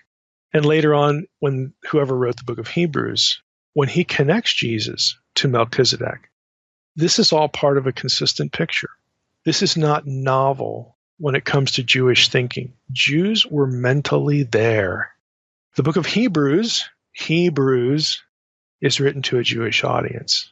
Okay, they understand because they have these categories in their thinking already. And when you can show what Jesus did theologically, what the result of the crucifixion was, and you can show how, again in hindsight, how the chronology of his life was intentional in certain ways. We're given certain pieces of information, like the birth. I talk about this in Reversing Herman, like the genealogy. We've got all this material out at this point when whoever writes Hebrews and writes to that audience, a Jewish audience, who are, they're either struggling with, their acceptance of Jesus as the Messiah, they're, teetering on the edge of doing that, and they're under persecution and all this stuff. These are not random things that the writers pull out because they don't know what else to put on, on the piece of papyrus or, the animal skin. They're building an intelligent profile that shows what Jesus did with intention, how God had this planned, how Jesus acted according to plan, and how it's consistent with their own reading, in many cases, of the Old Testament. It's not novel. The only thing missing for you people is who the second power really was. You have all of the boxes to put these things in. You've got all the file drawers. You understand the concepts. But it wasn't some other guy. It was this guy. It was Jesus of Nazareth who did these things. Here's the playing out of his life, chronologically, historically, and here are the theological concepts. Again, the file drawers that you've already got open in your head. You need to believe. In the case of the book of Hebrews, you need to not forsake, the faith. You need to not surrender your belief. You need to not drift back into unbelief. And so, again, there's just a lot of intentionality going on here. I'm going to stop here because we will pick up some of the thoughts again in our next episode. We focus on the New Testament. We get into the book of Hebrews. But again, the purpose of this episode is to help you to see how, again, what the New Testament says, what you've been taught, what you've heard, probably at some point in preaching, it's not a contrivance. Jews thought these ways about this person, Melchizedek. And hopefully it makes sense to you now how they could get there, how it would make sense to think this way, how they, what dots they would connect to wind up where they did. And again, it works if there's legitimately a second power in heaven who fits this profile. And there was. And that's what we'll get into next time. Well, let's just start with a summary. I mean, we've been through 3 previous episodes. We had part 1A, part 1B, and then, of course, part 2. 1A and 1B were Old Testament material about Melchizedek, and part 2 was the Second Temple literature that was relevant to Melchizedek. And just by way of summarizing a few points that we hit along the way, we talked about how Melchizedek's name and his title was the King of Salem, or Salem, and the location, of course, of Salem was associated with Jerusalem, that the name and that title sort of associate Melchizedek with kingship, obviously, Jerusalem, again, obvious, righteousness, peace, and, of course, priesthood. Those are all sort of ingredients for how the Messiah gets talked about. And so they're factors for what we're going to talk about today with respect to what the New Testament does with Melchizedek in the book of Hebrews in chapter 7. So, there's congruence there. We also talked about how the Aaronic priesthood is cast in Scripture as a concession by God. In other words, it was sort of a plan B because of Moses' unbelief. And we've trodden over this territory before, so I'm not going to make too much of it here. But the priesthood of Melchizedek is a legitimate priesthood. And we will talk a little bit more about that specifically, that idea anyway. But it's consistent with what we've already seen, that, hey, even though we have the priesthood of Aaron, the tribe of Levi, and all that sort of stuff, this other priesthood, the priesthood of Melchizedek, was legit. It's not. This isn't what the plan B was. It was the Aaronic line that was the plan B. And Melchizedek, again, combines kingship and priesthood all into one. And that, as we talked about earlier, was sort of the ideal. And we're going to get that in the Messiah, in the messianic profile. We're going to get both sides, both elements. We also talked about the content matrix. This is a term I've used for sort of all the things that kind of glom on to Melchizedek in terms of theological content. So we've got Melchizedek, who, of course, is associated with Abraham, and Abraham's seed, of course, are the Israelites, and one particular seed is going to be the Messiah. Melchizedek is associated with Elyon, the Most High, which is a term that's also associated with Deuteronomy 32. Again, that term shows up in Deuteronomy 32, the divorce of the nations, and of course, the flip side of that is the reclaiming of the nations. which is something that the Messiah would accomplish. So we have that set of data points in relation to Melchizedek. Melchizedek also, because of his association with Abraham, and if we bring Psalm 110 into the picture, we have an association with David, again, the Messianic dynasty, so he's associated with both of those major figures. David, again, would himself actually do some priestly things, but not a priestly line. But what God does is associate the Davidic dynasty with the priesthood of Melchizedek, the line of Melchizedek, and so that's why the Messiah gets associated with him. So we've got all these mutual associations. We've got, again, this thing that I refer to as a content matrix, all of these subjects sort of converging when it comes to Melchizedek. So that we have, again, this priest-king figure, again, associated with Jerusalem as well. And it is, again, just kind of an obvious profile. We have this combination of things we said earlier was consistent with kind of the Edenic ideal as well. Think of Adam. We have the original Edenic king in Adam. And we call him king because he was the one who was supposed to subdue the earth. He was supposed to rule the earth on God's behalf. And this is what the covenantal language associated with Adam says. His status also made him sort of a mediator on earth between God and the rest of humanity, his own descendants. Again, that was the original profile. That idea of combining rulership and mediation in one person continues through the patriarchs all the way up to Moses. Melchizedek becomes part of that profile, again, because of the incident with Abraham. But when you get to Moses, it splits. Again, the Aaronic priesthood is a concession. It's plan B. It's something that has to operate, in the background or alongside because of Moses' unbelief. So all of those things are important. When we come to, again, how to think about Melchizedek. The last element that I should mention, though, is that at no point in the Old Testament material do we get any impression that Melchizedek was a divine being. He's a human being. He's a priest. He's a king. I made the comment in a previous episode that he was the chief royal and priestly representative of the Most High God. That idea is actually going to become important for what we talk about today, really in explaining how in the world certain Jews during the Second Temple period began to view Melchizedek as a divine being.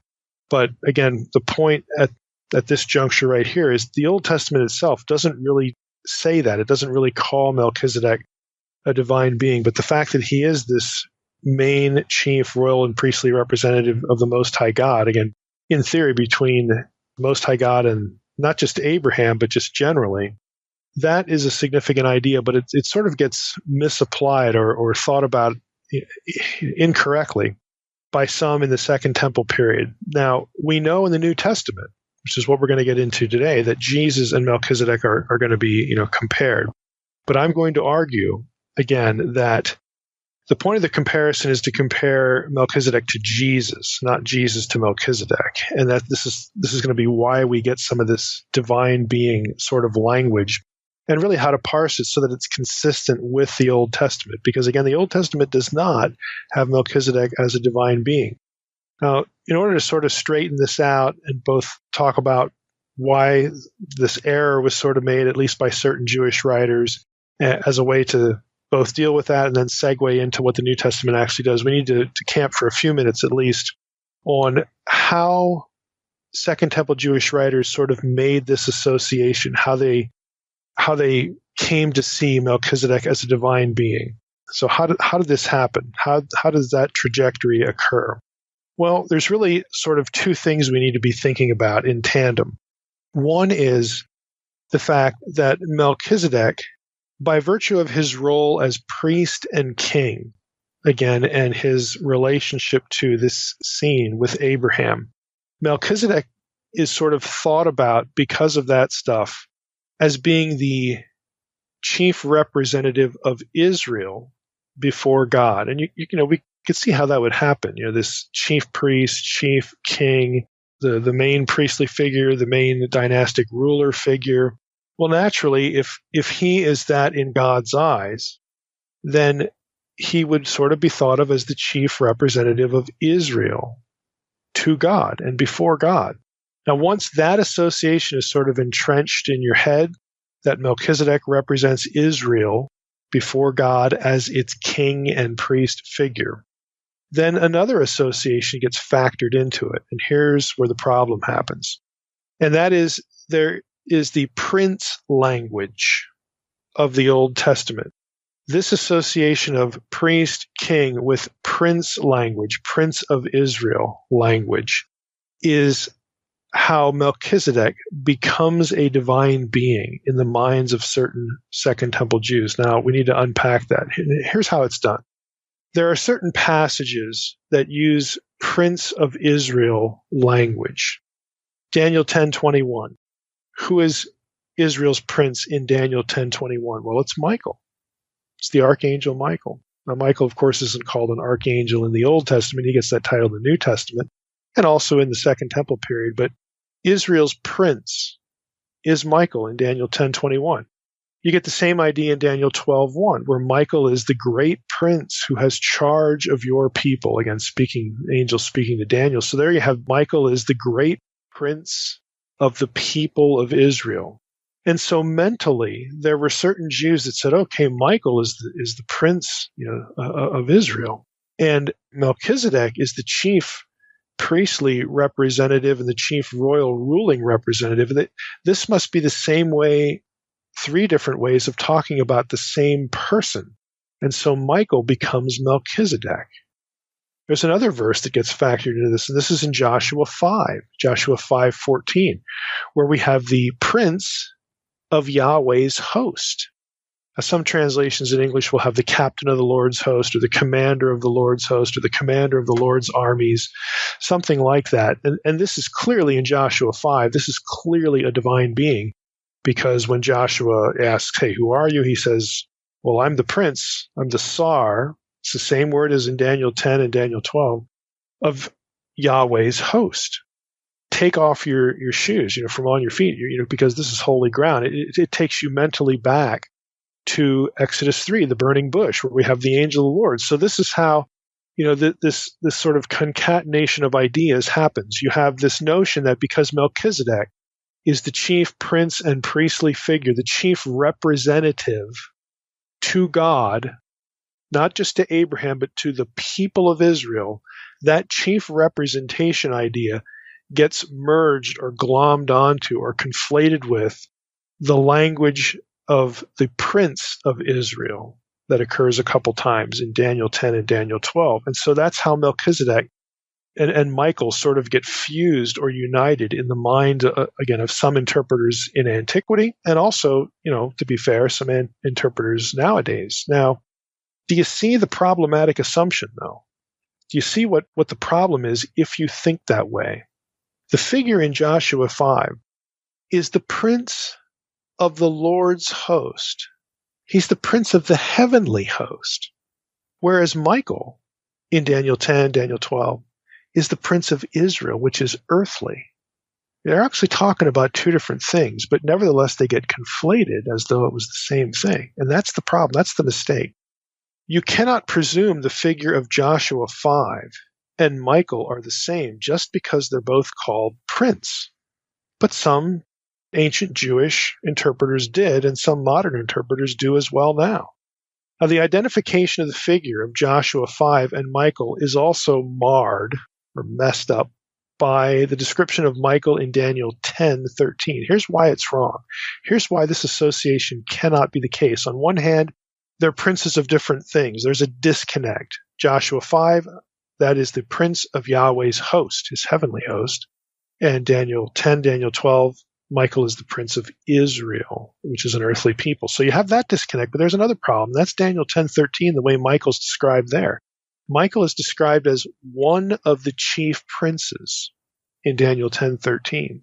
Now, if Michael is the prince, the commander of Yahweh's host in Joshua 5, if he's that guy, then that commander is but one of the commanders of Yahweh's host, because Michael is just one of the chief princes.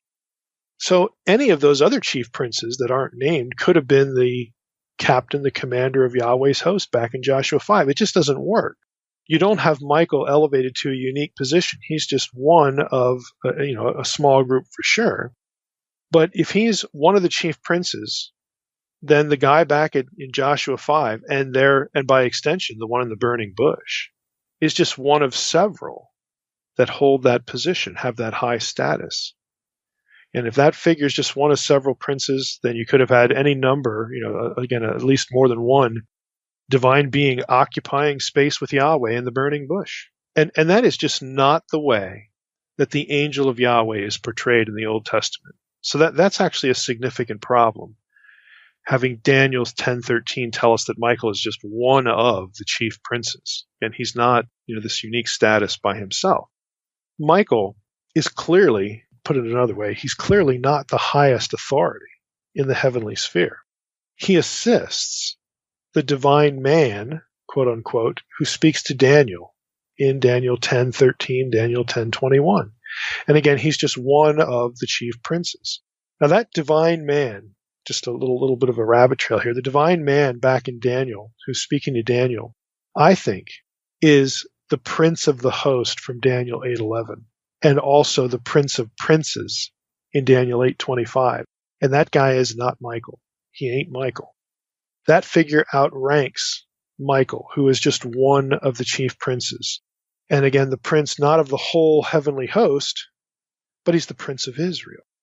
The prince of the host, again, the whole heavenly host of Daniel 8:11, again, is not Michael. And frankly, that prince, the prince of the host, the prince of princes, Daniel 8:11, Daniel 8:25, that guy sounds an awful lot like the guy back in Joshua 5, who is the prince of Yahweh's heavenly host, Yahweh's army. So to sum that up, again, to try to summarize all that, Michael is not the highest authority in heaven under God. He is not the second Yahweh. The second Yahweh figure outranks him. And if that's the case, then Jesus, who is aligned with the angel of Yahweh, who is the second embodied Yahweh, cannot be Michael. And I know, like traditions like Seventh-day Adventists want to fuse Jesus and Michael. There are significant problems to it, especially Daniel 10:13. Michael is just one of the chief princes. I'm sorry, but Jesus is unique. The second Yahweh is unique because he is Yahweh. And I realize I'm using unseen realm lingo here. If you're new to the podcast, you need to go back and read Unseen Realm. You need to, the chapters on the word and the angel and the name and all that stuff, because this is where the idea of two Yahweh figures, comes in. This is the Old Testament basis for the later Jewish teaching of two powers in heaven, two good guys, one of which was the lesser Yahweh. Okay. You have that figure, and that is not Michael. And so you have some significant disconnects. And to sort of marry Melchizedek to Michael kind of compounds the problem. You don't need Melchizedek to be Michael or any other divine being to make sense of what the New Testament says about Jesus and Melchizedek. You just don't need it. But a lot of people sort of go down this road because they're thinking, based on what they read in Hebrews 7, that we have to have Melchizedek be a divine being, or else Hebrews 7 is wrong, and there's something going on there. And so, well, who could Melchizedek be that's a divine being? And some people will land on Michael like they did in the ancient world. And then you've got significant problems, because then you've got the captain of the Lord's host back in Joshua 5 being just one of several equal guys in heaven. And then you got real problems when you have to import that back into the burning bush with the angel of the Lord, because the same language, take your shoes off, from off your feet because you're standing on holy ground, the same language is used in both places. So when you try to unite these things, really on the basis of the word prince, okay, you've got problems. So where I'm at here is Michael is different than Melchizedek. Michael is different, okay, than the prince of the host and the prince of princes. Michael is just what the scripture says he is. He's the prince of Israel. He is never called the prince of Yahweh's host, the whole thing. He is not the prince over the whole host. He is the prince of Israel. That's what he's called. So let's not conflate these figures, and we can avoid some, serious theological problems. And then going back to Melchizedek, to repeat what I just said, you don't need Melchizedek to be a divine being in the Old Testament. to have Hebrews 7 make sense. And that's where we're going to go now. Again, this is an episode that we need to orient to the New Testament, and the two passages are the end of Hebrews 6 and on into Hebrews 7. So let's read those. I'm going to read Hebrews 6:13 through 20, which says this: For when God made a promise to Abraham, since he had no one greater by whom to swear, he swore by himself, saying, Surely I will bless you and multiply you. And thus Abraham, having waited patiently, obtained the promise. For people swear by something greater than themselves, and in all their disputes an oath is final for confirmation. So when God desired to show more convincingly to the heirs of the promise the unchangeable character of his purpose, he guaranteed it with an oath, so that by two unchangeable things in which it is impossible for God to lie, we who have fled for refuge might have strong encouragement to hold fast the hope set before us. We have this as a sure and steadfast anchor of the soul, a hope that enters into the inner place behind the curtain, where Jesus has gone as a forerunner on our behalf, having become a high priest forever, after the order of Melchizedek. Now on into Hebrews 7, starting with verse 1. For this Melchizedek, king of Salem, priest of the Most High God, met Abraham returning from the slaughter of the kings, and blessed him. And to him Abraham apportioned a tenth part of everything. He is first, by translation of his name, King of Righteousness. And then he is also King of Salem, that is, King of Peace. He is without father or mother or genealogy, having neither beginning of days nor end of life, but resembling the Son of God, he continues a priest forever.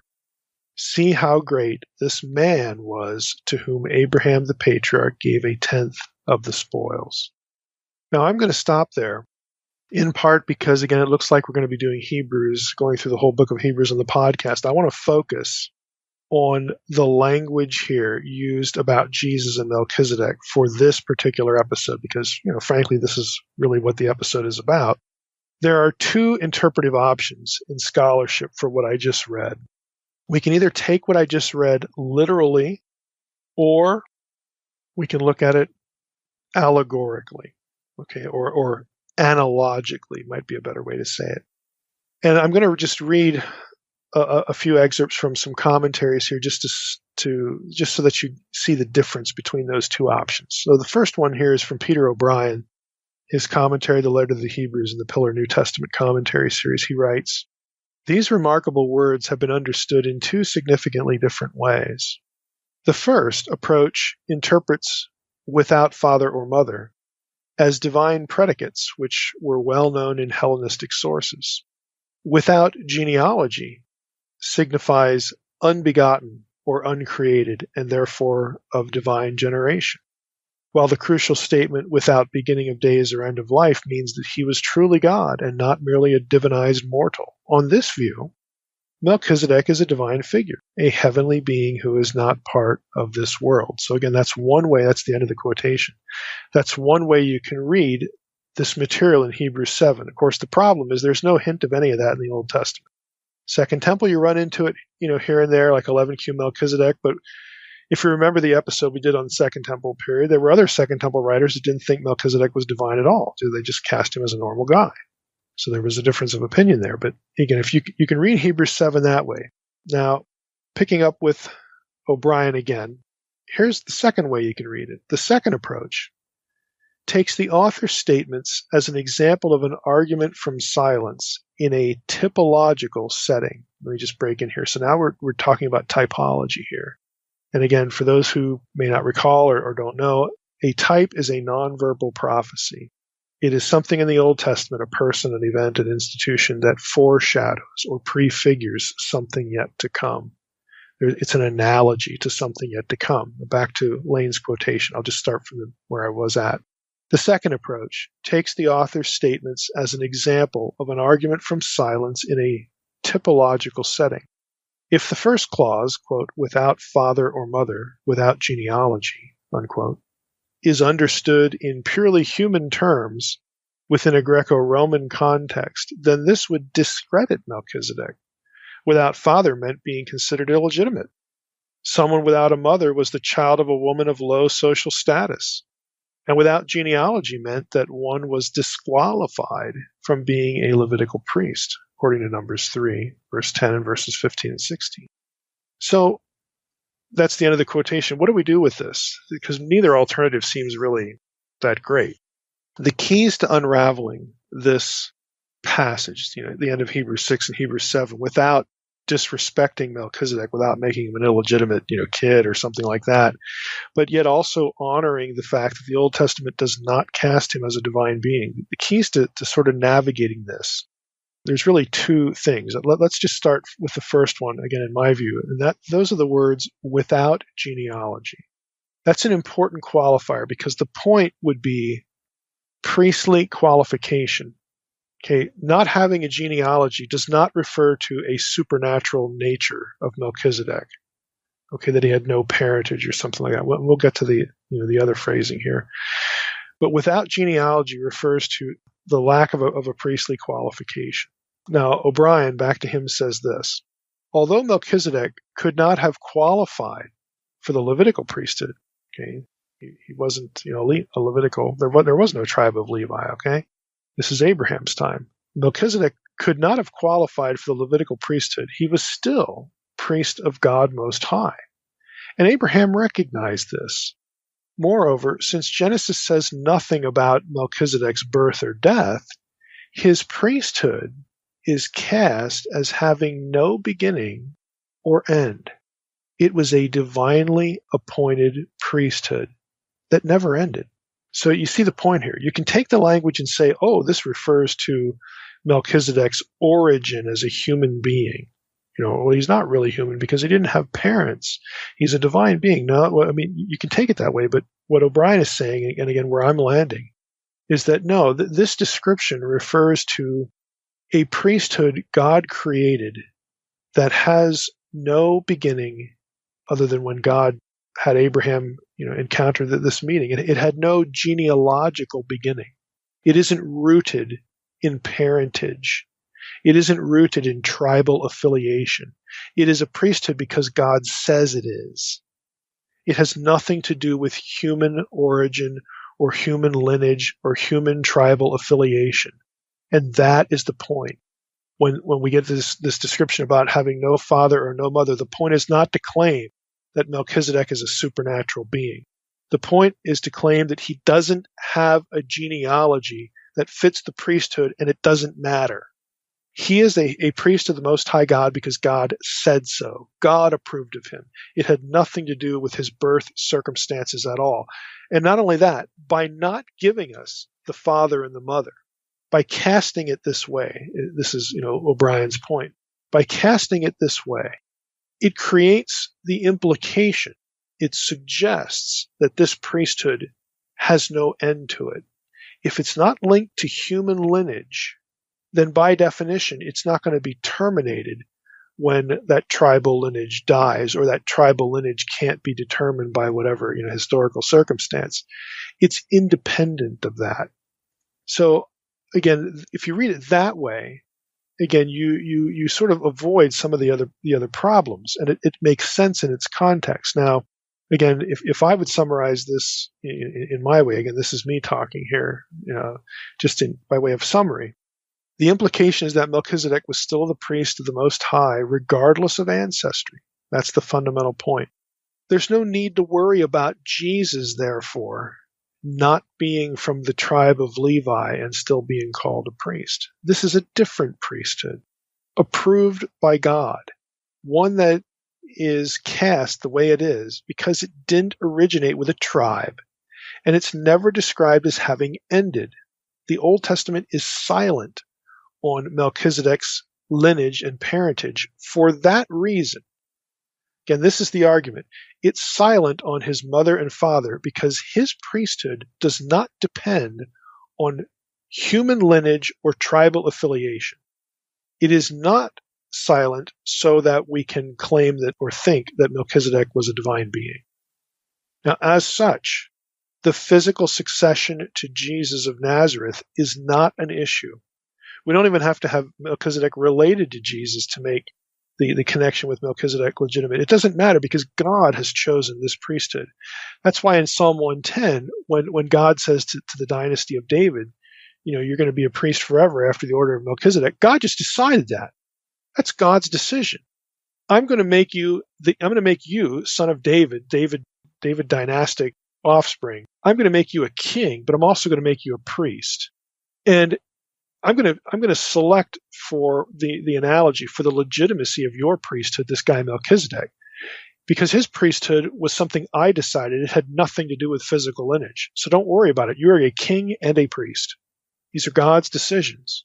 And what it really tells you, in my mind anyway, it really does speak again to the issue that the Aaronic priesthood was sort of an afterthought or a plan B or a concession because of Moses' unbelief.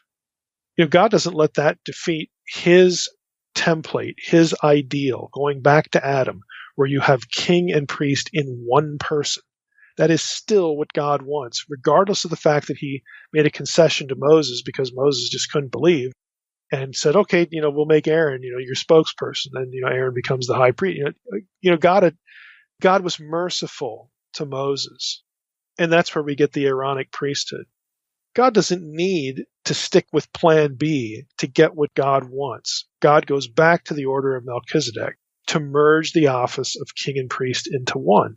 Again, God's allowed to do that because he's God. He endorses what he endorses. So we don't need to worry about questions of physical succession for Jesus to Melchizedek or anything like that. This whole thing was dictated by God alone. The silence of the Old Testament creates the impression deliberately that Melchizedek did not inherit his priestly service from a predecessor, and he remained a priest without a successor. His priestly line, in God's mind, is still in place and legitimate. It doesn't depend on a predecessor or a successor. And that's why the Old Testament is silent on Melchizedek's lineage. That's why the writer of Hebrews 7 says, without father or mother, having no genealogy. That's the point. The point is not to paint him as a supernatural being.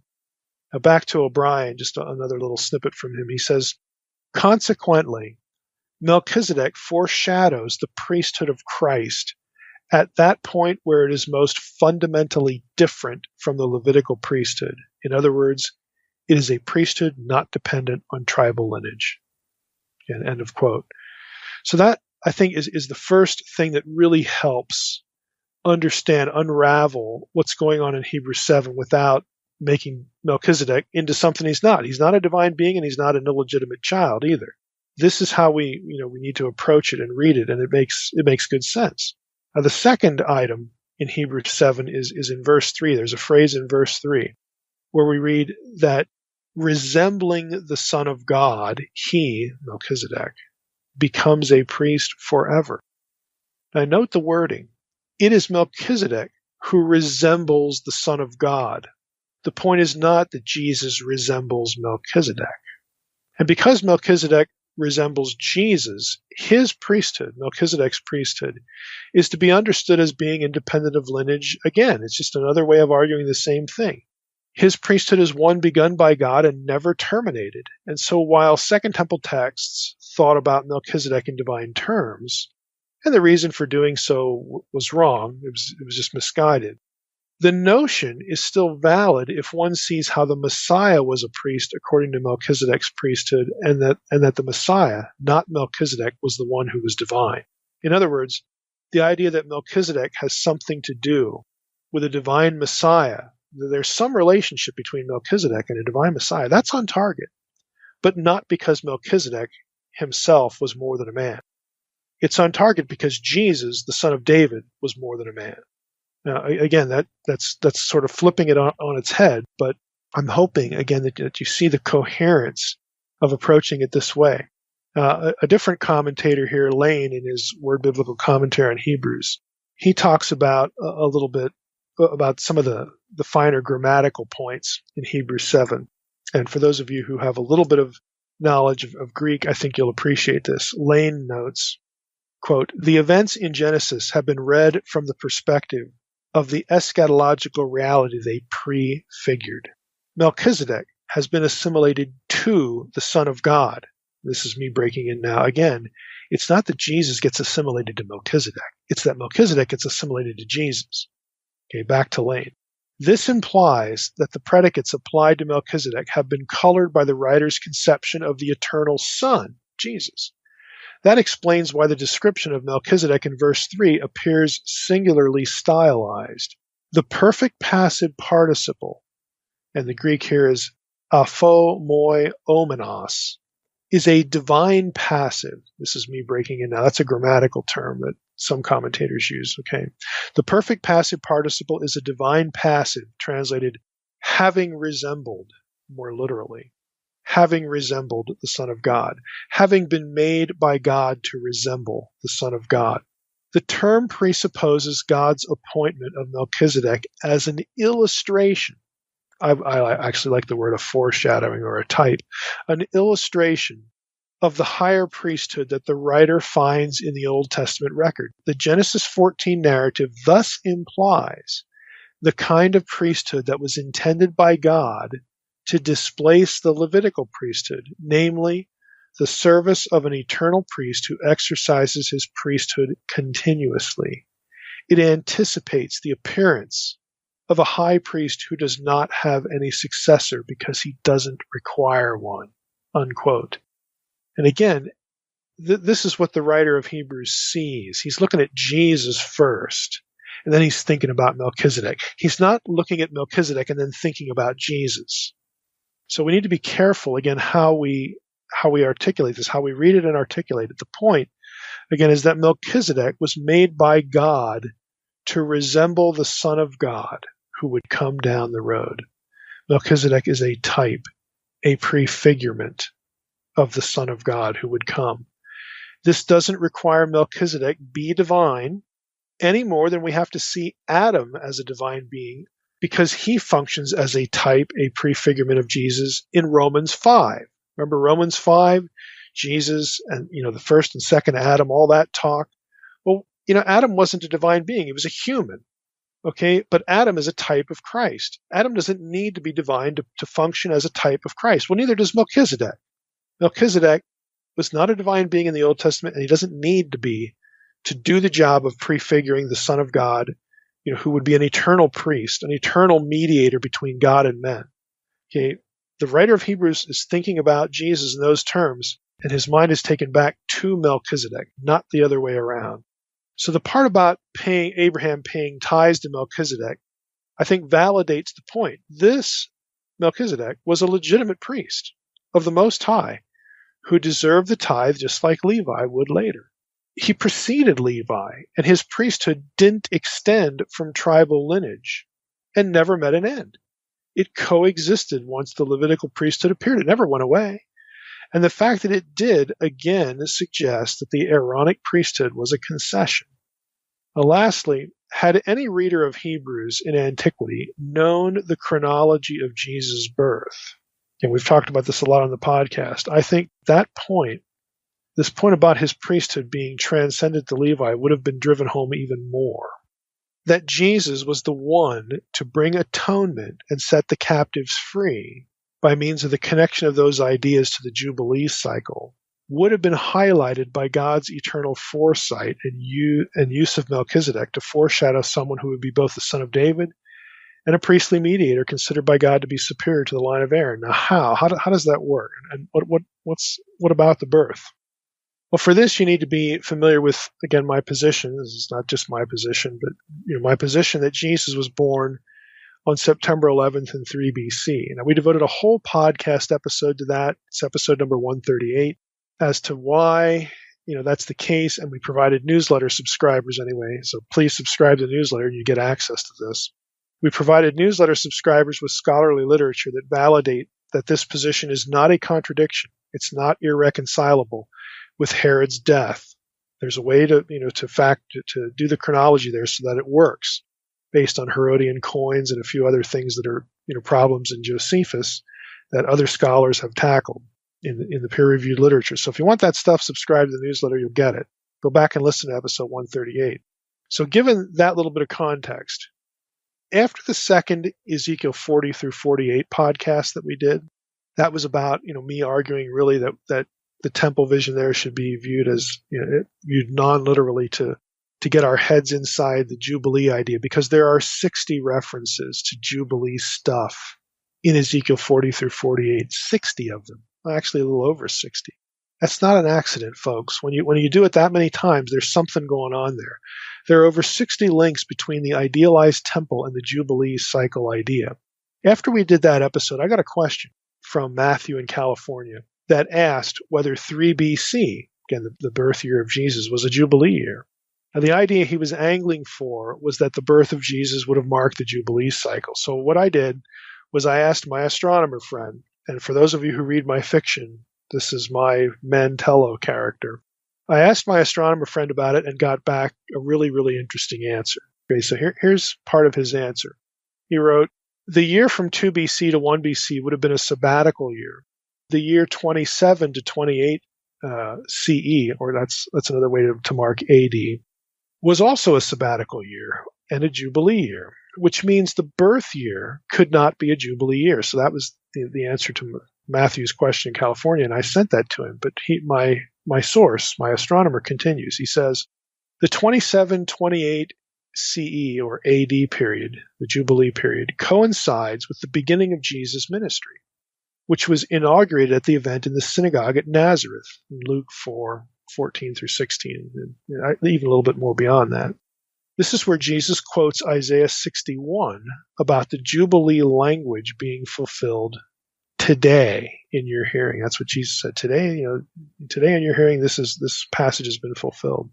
Now, there's some variability here. Some scholars, this is me talking now, some scholars, namely Trokme and Yoder, have the Jubilee year at 27 or 26 as opposed to 28, 27. Jesus' inaugural sermon would have probably have begun either in 26 or 27. Let's just put it in either one of those years. We'll overlap both those figures, because at any rate, either of those dates align with a 3 BC birth and the statement in Luke 3:23, where Jesus, when he began his ministry, was, quote, about 30 years of age. So it aligns actually pretty nicely. Now think about the implications. Jesus walks into the synagogue in Nazareth to launch his ministry in a Jubilee year. He knows it's a Jubilee year. Then he quotes Isaiah 61 as stopping at Isaiah 61, verse 2, the first part of the verse. This is one of the passages that was central to 11Q Melchizedek. We talked about this in our last Melchizedek episode. They viewed 11Q Melchizedek, the writer there, viewed the coming of the Messiah was the coming of the Elohim of Psalm 82, who was about to set the captives free in fulfillment of the Jubilee idea.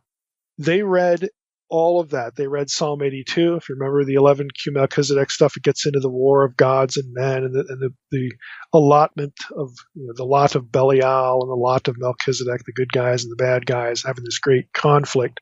Again, because the Messiah is supposed to set the captives free, set the nation free. That requires conquest and overthrow of their overlords. So they're processing the whole thing militarily. They process Psalm 82, Isaiah 61, all that through the vengeance, of God. But that's actually where Jesus stopped. Let me just read you. Let me just go to Isaiah 61 to get our memories refreshed.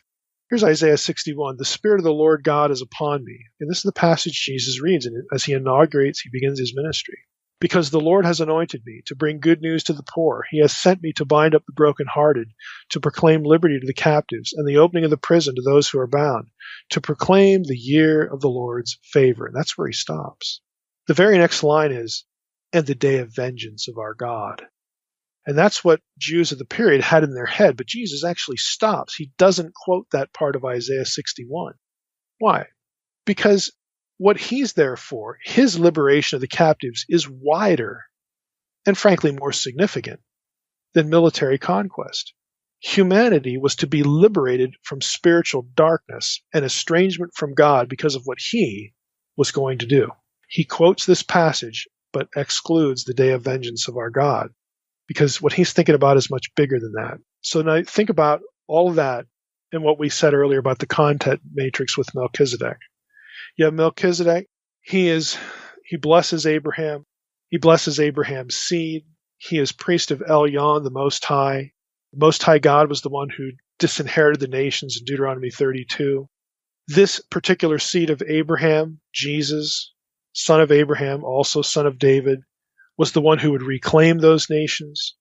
Because he was also the son of David, the son of Abraham. Remember that the passages we read in the Old Testament sections about how these references to the scepter, by virtue of Psalm 110, the scepter not departing, from the king. And I mean, he's the son of Abraham. He's the son of David. He's a king and a priest.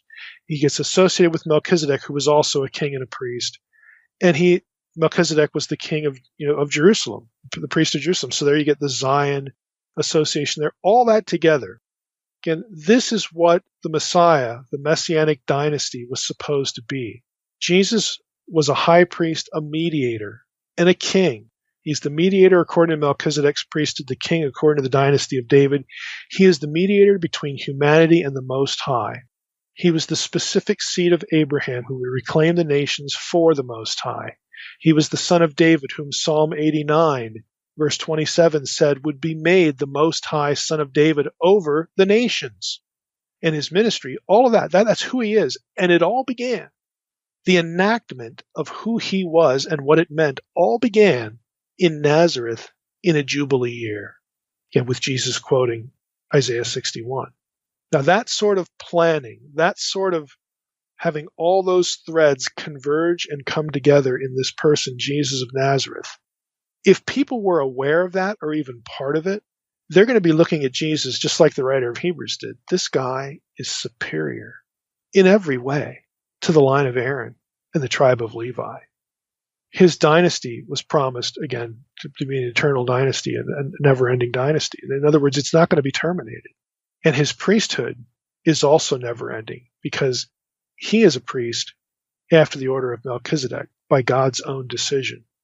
And that priesthood had no predecessor and no successor. And again, you look at all of these circumstances, all of these threads converging. Again, if we had these things in our head, we would look at Jesus just the way the writer of Hebrews did, like I just said, that this is something greater, far greater, both in terms of who he was and God's unbelievably magnificent planning to bring all this together. This one is greater and represents a greater truth than Aaron and the law and the ritual and the priesthood of Levi. There's just no comparison. And that's really the fundamental point in Hebrews 7 about Jesus and his relationship to Melchizedek.